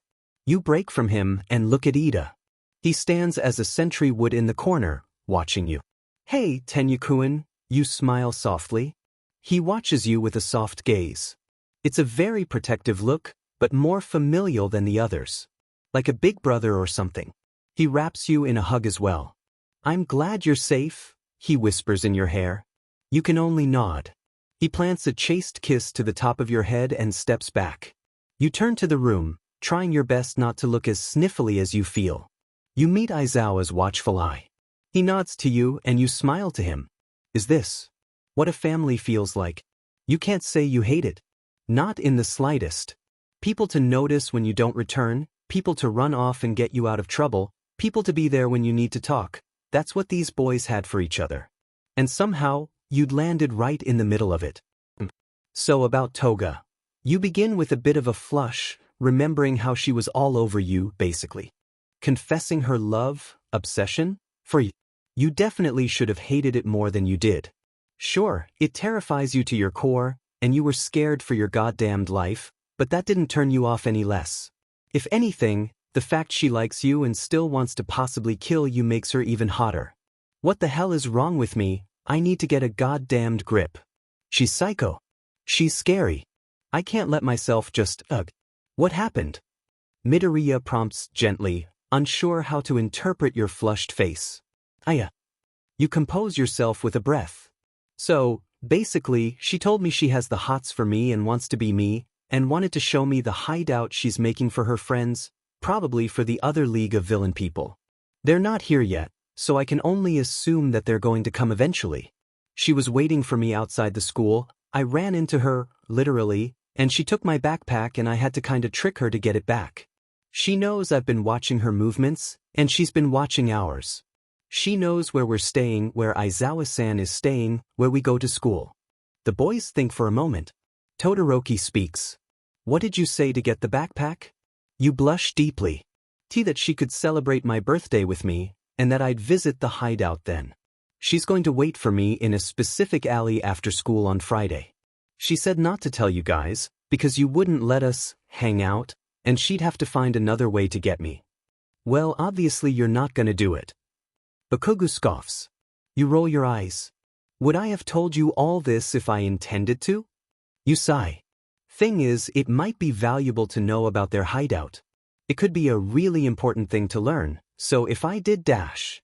No FNG way. Absolutely not. You expected Bakugo's outburst, but Todoroki's surprised you. Well, it would be good to know dash. Not at the risk of your life, Todoroki says with a sense of finality. You sigh, knowing none of them are going to budge. Yeah, I get it. She's gonna be said though. I didn't intend on doing it anyway, but it's still scary to think of an angry Toga. You shiver slightly. Kaminari places a hand on your back and rubs it a bit. You give him a gracious look. Needless to say, it has been a long 2 days. Ida speaks into the silence that formed. I think it best we focus on our school and training, and trust in the computer program to tell us when we can expect more villains. Remaining vigilant is of utmost importance at this time, to make sure we all stay safe. For once, everyone listened to Ida. Go class rep, you think with a fine smile. You nod in agreement. Let's get some dinner and chill for a little bit. Nobody was about to argue with that. After everyone had filed out of your apartment, giving you wonderfully warm goodnight hugs, you were left alone with a very watchful Todoroki. You're like a mama bird, you laugh as he monitors your movements. He quirks his head in confusion. Or a mama bear. Some kind of mother. Watching my every move like you're ready to catch me if I fall. A warmth glows in his cool-toned eyes. Well, the first night staying here you weren't in the best headspace, so I guess I associate sleeping in this room with taking care of you. You blush a bit. Thanks, Mo. I love knowing that a cute guy thinks of me as a nuisance. I never said I didn't like taking care of you, he says quietly. You notice how he ignores the comment about him being cute, but you're sure he heard it, based on the reddish tips of his ears. But you're still a blushing mess, so you can't say much in that regard. Why Chan? He begins a bit awkwardly. I know it's a bit forward, but I don't think it's wise to sleep in a different room knowing Toga knows where we live. You have a window in your bedroom. I can keep watch for the night, but I would also like sleep at some point. So, if it's not too much to ask. You nod. Just stay in my bed with me then. His eyes don't show any kind of response, but his cheeks go a brilliant red. It was truly a sight to behold. No, I only meant sleeping in the same room, we don't have to do that. You smirk. Are you embarrassed? Todoroki Shudo is embarrassed by the idea of sleeping in the same bed with a girl? And here you've been so smooth. His expression turns somewhat competitive, smirking back. Not embarrassed. just surprised at your lack of tact. You place a hand over your heart. I can happily sleep alone in my bed while you sit watch and admire my sleeping face. I merely offered as an act of kindness. Then I must accept your kindness, he concludes, sauntering to your room. Here we go again, you sigh. Sharing a bed with Todoroki was an experience. You both laid in very regimented sides of the bed, stiff and unmoving. You'd both talked a big game, but apparently that was all it was, because any accidental touch from one would cause the other to flinch violently. You wanted to scold yourself, since you'd done the same, and more, with Bakugo, but it was as if you fed off of Todoroki's nervous energy. It was like he was afraid to harm you or ruin your purity with any touch in a bed. It was kinda hilarious. Or, it would have been, if you hadn't been laying stiff in a bed struggling to fall asleep. Eventually, however, you did fall asleep. And apparently you've become accustomed to a certain cuddle standard, because when you wake up, you and Todoroki are a mixed-up, tangled mess of limbs and warmth. You look up at him, and of course, he's already awake. He doesn't even have the dignity to hide the smirk he wears. In fact, as he watches your expression, the smirk turns to a full-blown sheet-eating grin. Snarky Sunofa. You mutter as you detangle your limbs from his. Todoroki chuckles, sitting up and letting you exit the bed. How long have you been watching me like a creep? An hour or so. You snore. You turn to him with wide eyes, slightly mortified. You open your mouth, but close it when he begins chuckling. Dumps, you mumble, turning away with a blush. I do not snore. He releases a soft laugh. No, you don't. I just woke naturally a few minutes ago. I'm surprised you're awake though. You yawn widely. Is it early? Very, he nods, entering the kitchen to make a kettle for tea. You always wake this early? He shrugs. Force of habit. I was encouraged to wake up this early as a child, for training. Even though I'm technically able to sleep in, my body doesn't let me. You nod. You perch yourself up on the countertop, watching him make his. Your legs kick out in a kiddish way. I guess I'm gonna have to learn to do it too. Dinin you, Shidokuin. Your tone holds no malice. He grins. So that you might be awake with me? I didn't realize you were so desperate to keep my attention. You glare at him. Shut up and make my tea, peasant. He snickers under his breath. You watch him with a smile. I love that he has a sense of humor now. I need to see this process. Anime, hurry up. Todoroki catches your gaze. Is there something I'm forgetting? I know. Then why are you watching me like that? He asks, facing you from across the small kitchen. And no reason, I guess. Just thinking. He smiles. Thinking about what? You feel a blush form. He takes slow, calculated steps towards you. You. It comes out as a question. Me. His hips now brush against your knees. You're only a bit higher up than him sitting on the counter. You lean forward unconsciously as he places his hands on either side of your legs. You nod as you bite your lip. What about me? I was thinking that I like seeing you happy. You have a pretty laugh. His expression is unreadable for a second, and you're worried you said something wrong. He softens after a moment.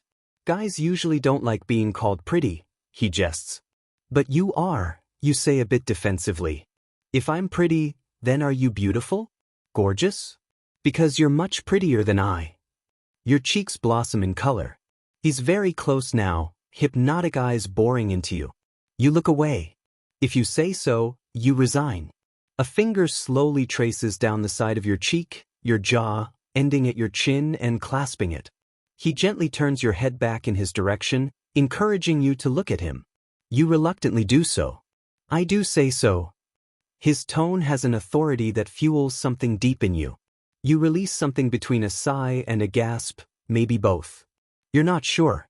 But to Todoroki, it's music. And he wants to hear the rest of the song. He leans in closer, eyes lidded. You close the gap, eyes fluttering shut. His lips are soft and tender against yours. He is considerate of your pace, so you have to take the initiative to move your lips against his. Your hands land on his shoulders, feeling their way up his strong neck and into his fluffy brown hair.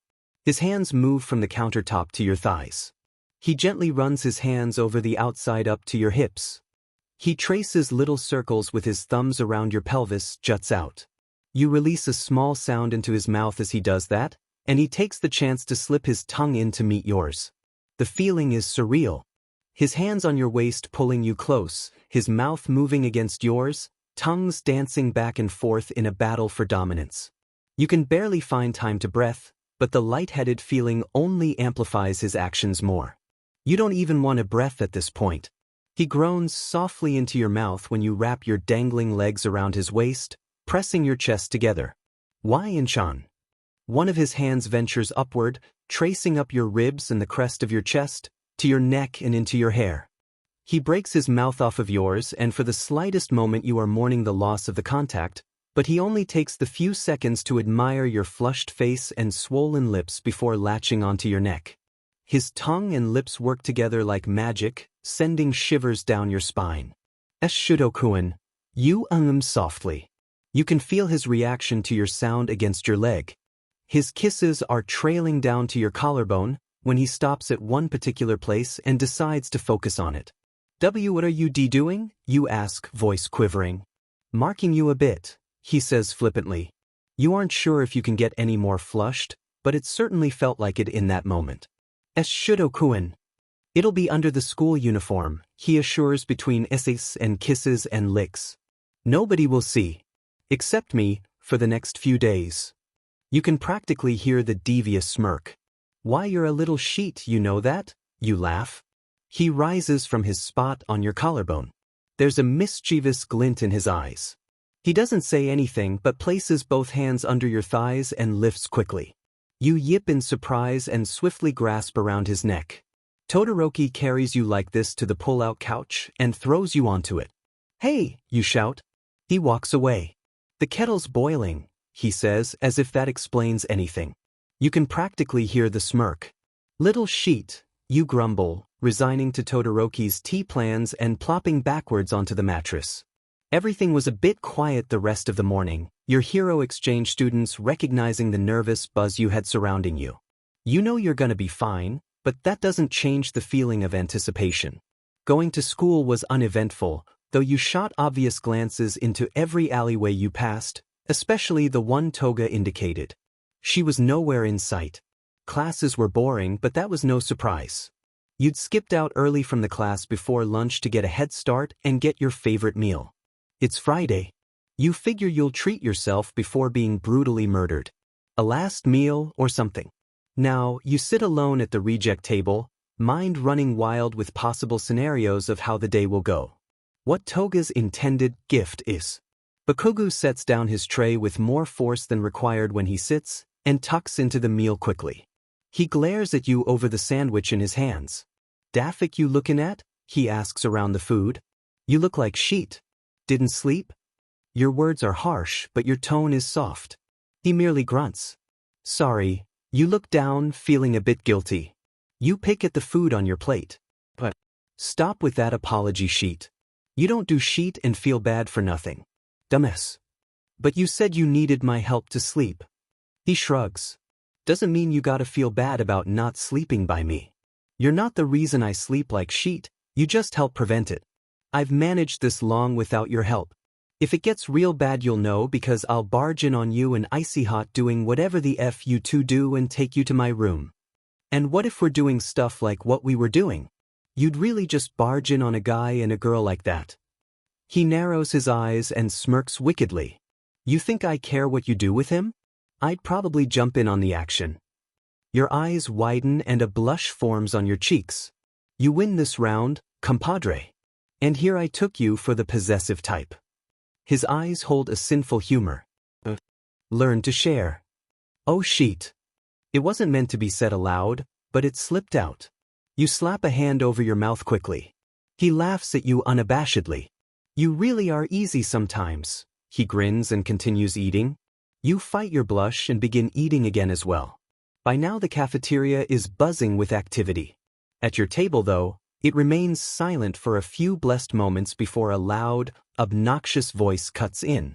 YN. You sigh, not looking in his direction as he throws himself on you. West. You've been gone for days. His voice is melodramatic, but his eyes hold genuine worry. Stomach flu, you cover quickly.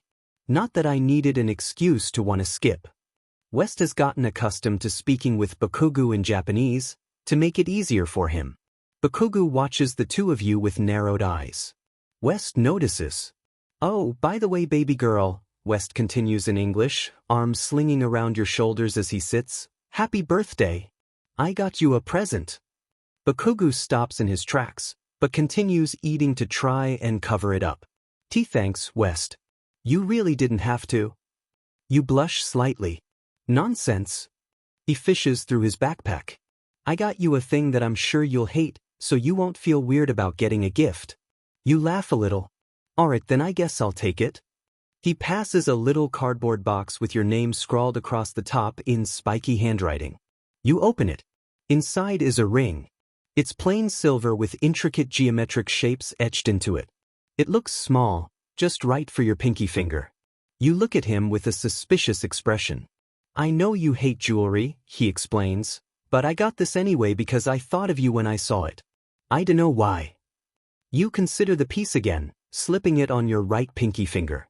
It holds a nice weight, just enough that it's a constant comfort.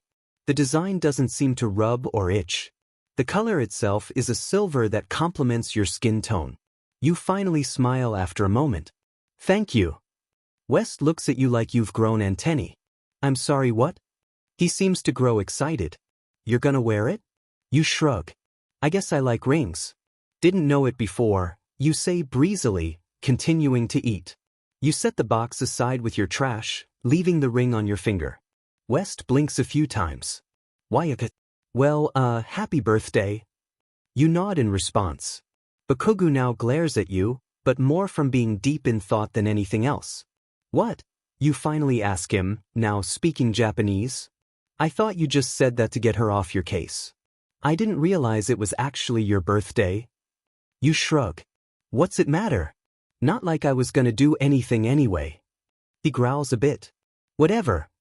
You move to finish your last bite, when a muffled beeping comes from your backpack. You and Bakugo lock eyes, while West looks around in confusion. You hurriedly snatch the laptop from its place in your bag. What's that about? West inquires. Alarm. Don't worry about it, you dismiss. You type quickly to silence the program, but you and Bakugo already know what it means. The program should have notified Aizawa's phone as well. Where is it? Bakugo asks. Few blocks. Checking the feeds now. Bakugo looks over to the table with the other boys. It seems they heard the noise too, given the obvious attempts to not look over but doing it anyway. Midoriya and Bakugo lock eyes, and Bakugo nods. The others know too. Good. You don't look up. West looks between Bakugo, the other group, and you. Seriously, what's going on? You sound serious, he chuckles nervously. Don't worry about it. What's going on? You feel a bit frustrated. I said dash. Don't tell me not to worry about it, he snaps at you.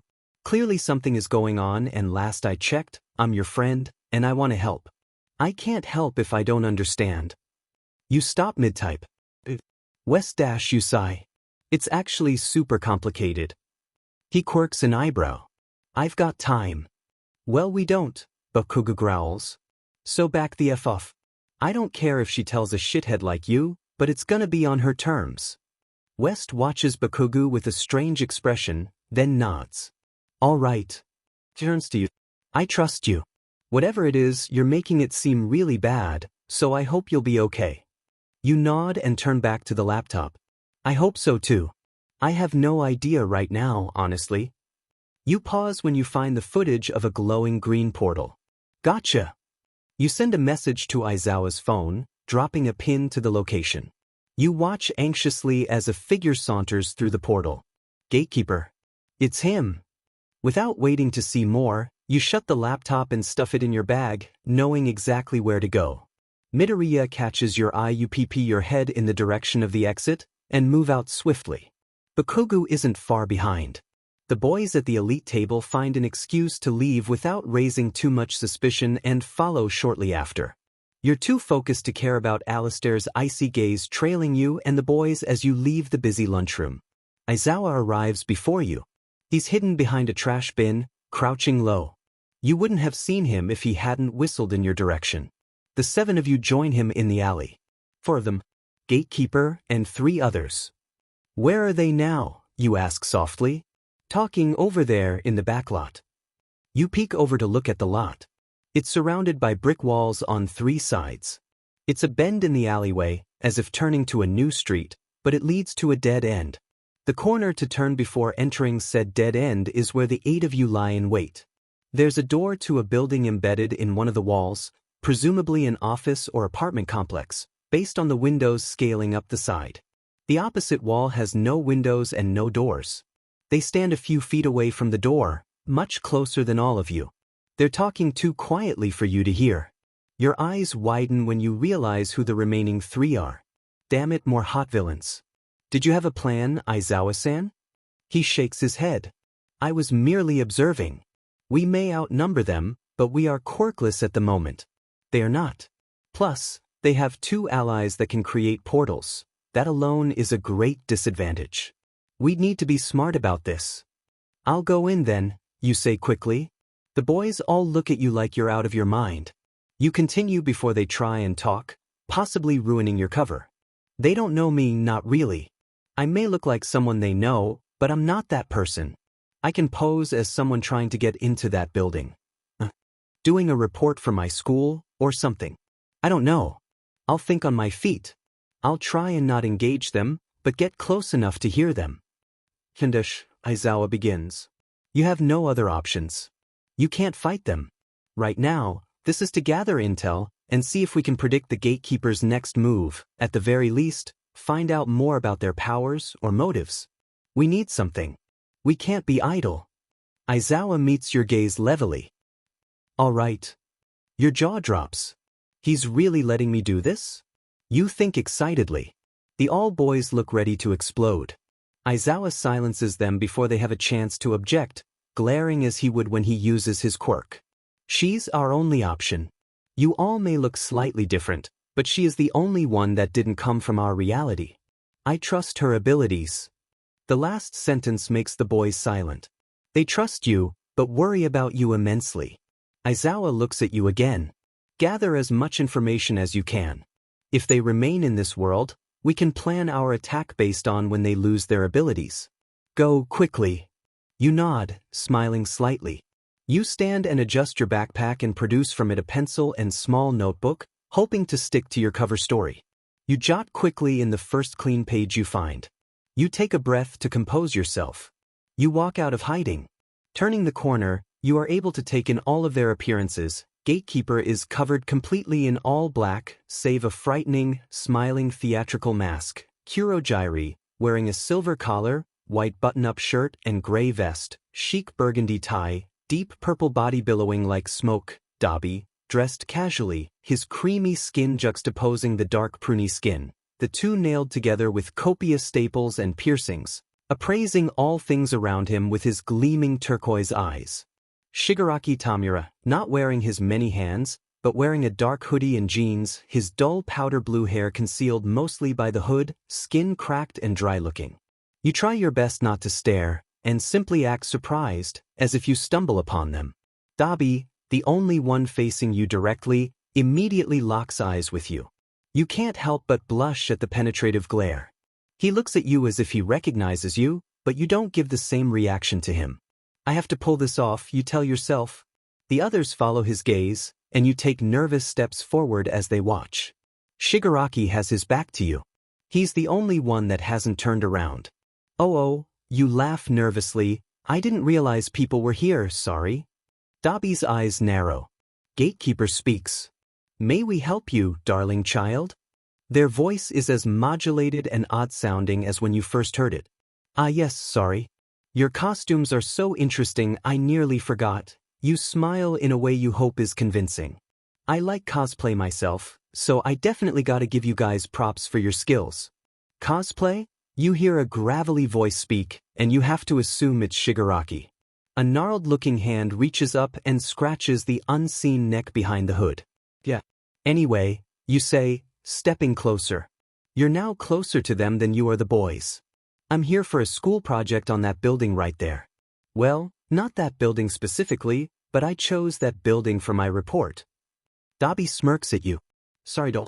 That building's off limits. He saunters closer to you. You stop and look confused. But I called the city and they said it was okay. Something seems to click in Shigaraki's brain, because he suddenly whips around to you with an expression you can't decipher. His red eyes are wide, and there's a ghost of a smile. It's disconcerting. You.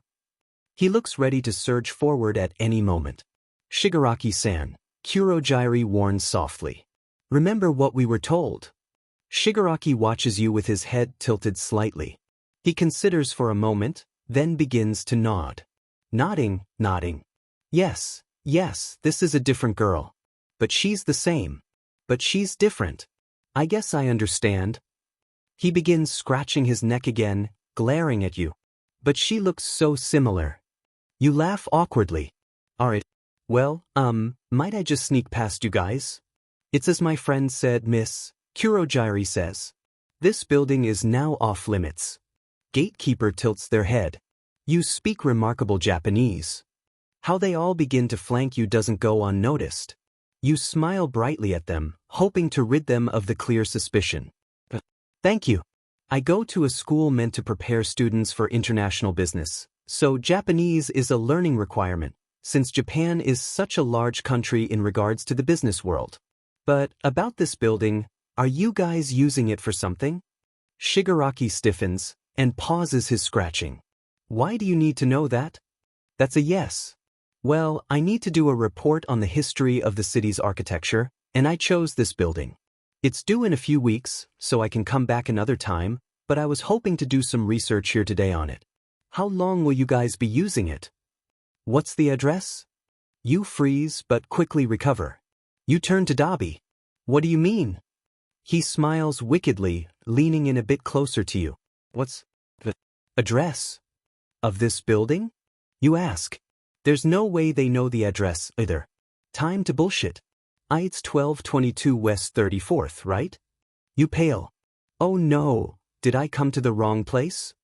No, I think you came to the right place. He places an arm around your shoulders. He exchanges a look with the other guys, who nod. But here's the thing, doll.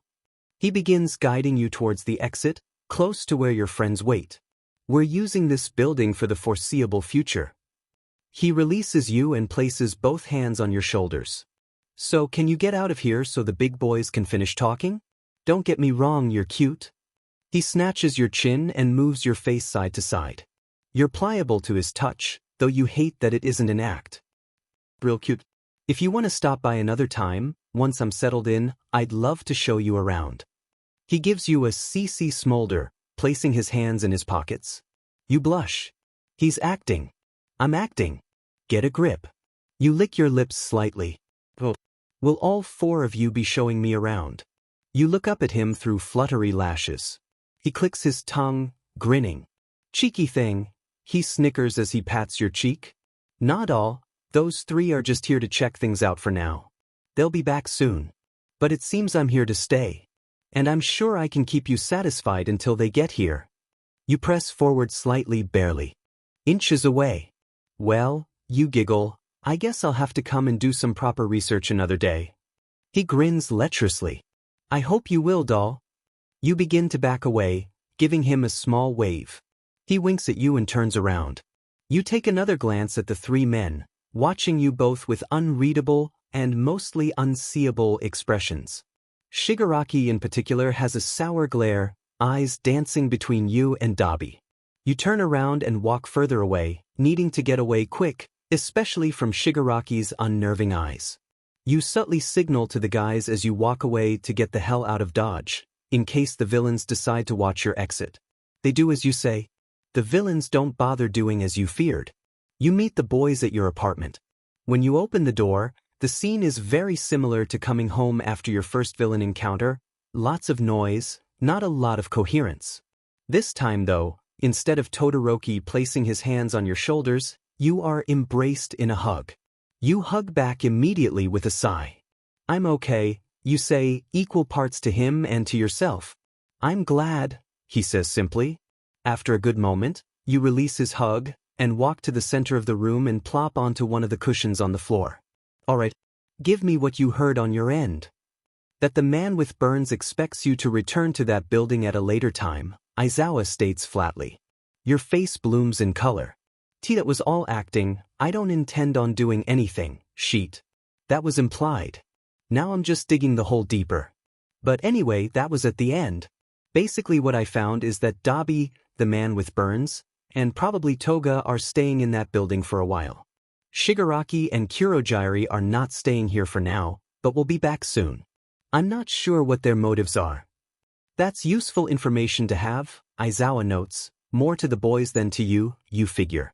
They're probably still mad at him for letting you go in there in the first place. At some point, we're going to have to confront them, Kirishima points out, scratching the back of his head. Right? Midoriya agrees. We'll need an actual plan for when that will happen. We need to know more. You groan. Does that mean I gotta go back there? Let's not jump to that conclusion just yet, Aizawa interjects. We now know where they live. I can do some recon while you all are at school. Dabi doesn't know who you are, or at least doesn't think you know who we are. But Toga does. You'll have to be careful if you're going to interact with them, it has to be separate. You nod. It's probably safer to talk with Toga. She's lost her powers. But she knows what you know, and where you live, Kirishima counters. But she also has a reason not to hurt me. Dabi could turn at any time, you point out. Kirishima grits his teeth, admitting you're right in that regard. I'll approach Toga first. After a few days, when Dabi's lost his powers, I'll approach him as well. Try and figure out their motives and plans. You turn to Aizawa. If I'm going to get anywhere with Toga, I'm going to need to meet her today around the time school lets out. If I don't meet her, any sense of trust she has in me will be gone. Aizawa nods, considering. Then you should prepare for that. You still have several hours. You nod. I'll do that then. Apparently to you, preparing consisted of pacing your apartment for several hours, with short breaks in between to shower and for Todoroki to practically force-feed you, despite your insistence that you weren't hungry. He really is such a mom. The boys have filtered in and out, taking shifts with you. They didn't want to overwhelm you, but they all were probably more worried than you were. Classes have just ended, you realize, and you'll have to leave relatively soon. You aren't sure if your nerves stem from fear or excitement. You know you shouldn't, but you can see a scenario where you genuinely enjoy spending time with Toga, in one capacity or another. Maybe you're afraid that you're excited. I feel like I'm a spy, you admit with a small giggle as you get ready. You get dressed as if it's a date. In some perverse way, it probably is. It's pretty accurate, Kaminari laughs, rubbing your shoulders firmly. He stands behind you in the bathroom mirror, having insisted he uses his time with you to help you get ready. The fact that he's almost a full head taller than you is more noticeable through the reflection. He glances at the ring on your pinky finger and lifts your hand up to inspect it. Where's this from? He asks almost suspiciously. West gave it to me today, you say, unsure why he's so confused. It's not like it's on your wedding ring finger. Ah, he says, releasing it. You watch him through the mirror. What for? My birthday, you mumble. You did technically tell them it was your birthday today. They all just assumed it was an out. His eyes widen. Baby, he grasps your shoulders and turns you towards him. Why didn't you tell me it was your birthday? How old are you now? 16, you say simply, avoiding his eyes. Ah. He pinches your cheek. You're sweet 16? You really are a baby. You swat his hand away with a laugh. Oh really? And you're such an adult. He shrugs. In Japan? It's 18, right? You grunt. Yeah. I guess you're right. You turn back around and continue flouncing your hair and checking the final touches on your makeup. Kaminari leans down and rests his head on your shoulder with a pouty expression. I wish you'd told us it was your birthday. For real, not just fake. Why? You ask with a smirk, hoping to ease his sadness like his presence has eased your nerves. Would you have gotten me a present? Duh. He doesn't meet your eyes through the mirror. His cheeks hold a cherry color. What a cutie, you smile as you pat his head. You boys being here is more than I could ever ask for. Seriously. Kaminari finally looks at you. We've caused you nothing but trouble. Troubles. But it's not a troubling kind of trouble. If that makes any sense. Like, my life before you guys was boring as F dash.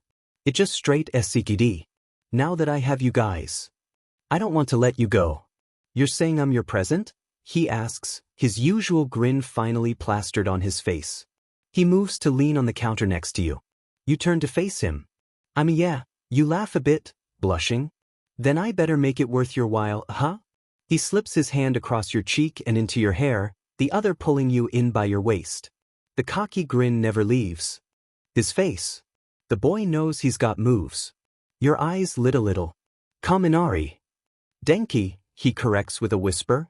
Denki-kun, you whisper back, leaning in closer to him. What do you say, baby girl? Want me to give you your birthday gift? F-, I love when you call me that. Call you what? Baby girl? He smirks when you shudder a bit. You hadn't realized you'd said it out loud, but apparently you had. He leans in, his lips brushing gently against your ear. Baby girl, he whispers, let me love on you. Please, you softly. Your hands feel up and down his chest. His lips press against your neck, right below the ear. I love when you beg for me, baby girl. You bite into your lip to resist the Denki-kun. His kisses trail down your neck, then back through the center of your throat and up your jaw. He retracts a bit after reaching your temple. We've got time, he says, as if deciding something. You furrow your brows. For what? His lips slam on yours. The passion is there immediately, nothing held back or withdrawn. He puts every ounce of his energy into ravaging your mouth in a way that makes your legs weak, as if they weren't already. His hands trail up and down your body, from your hair, to your chest, down to your butt, and back up again. You give off soft gasps every time he grabs your butt with one of his hands. Eventually, his hands decide they prefer to play with the lower cheeks, grasping and jerking them as you play tug of war. You figure he's definitely in but guy. He gives one of your cheeks a firm slap and pulls away with a cheeky grin. You give a high-pitched in response, immediately embarrassed, since the noise wasn't muffled by his mouth like you'd expected. F-, baby, you're a feisty one, aren't you? The both of you are panting a little. Whose fault is that, Denki-kun? He places a finger on your lips. Only call me that when we're alone, baby girl.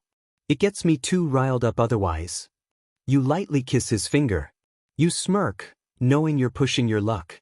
What if I like getting you riled up, Denki-kun? He moves his hand to clasp your cheek, thumb moving across your lips. Then you'll have to pay the consequences, no matter where we are. You open your mouth and seek his thumb lightly, looking up at him a bit through your lashes. He gives a sharp inhale. You release after a moment and casually turn back to the mirror, fussing over your appearance once again. You messed up the lipstick. Help me fix it. He chuckles. Tease. His entire demeanor relaxes. Yeah, I know, we've got just enough time to fix you back up before you gotta go. You look at him through the mirror suspiciously. Did you plan this, Minori? If you wanted to wear my lipstick, you could have just asked. He smirks. What? Me plan this out? No way. He doesn't sound very convincing. You'd never be that devious, would you? You say sarcastically. It's more a statement than a question. Never ever. You get it? You nod, still smiling. I got it. Now fix my face, I've got a date to go to.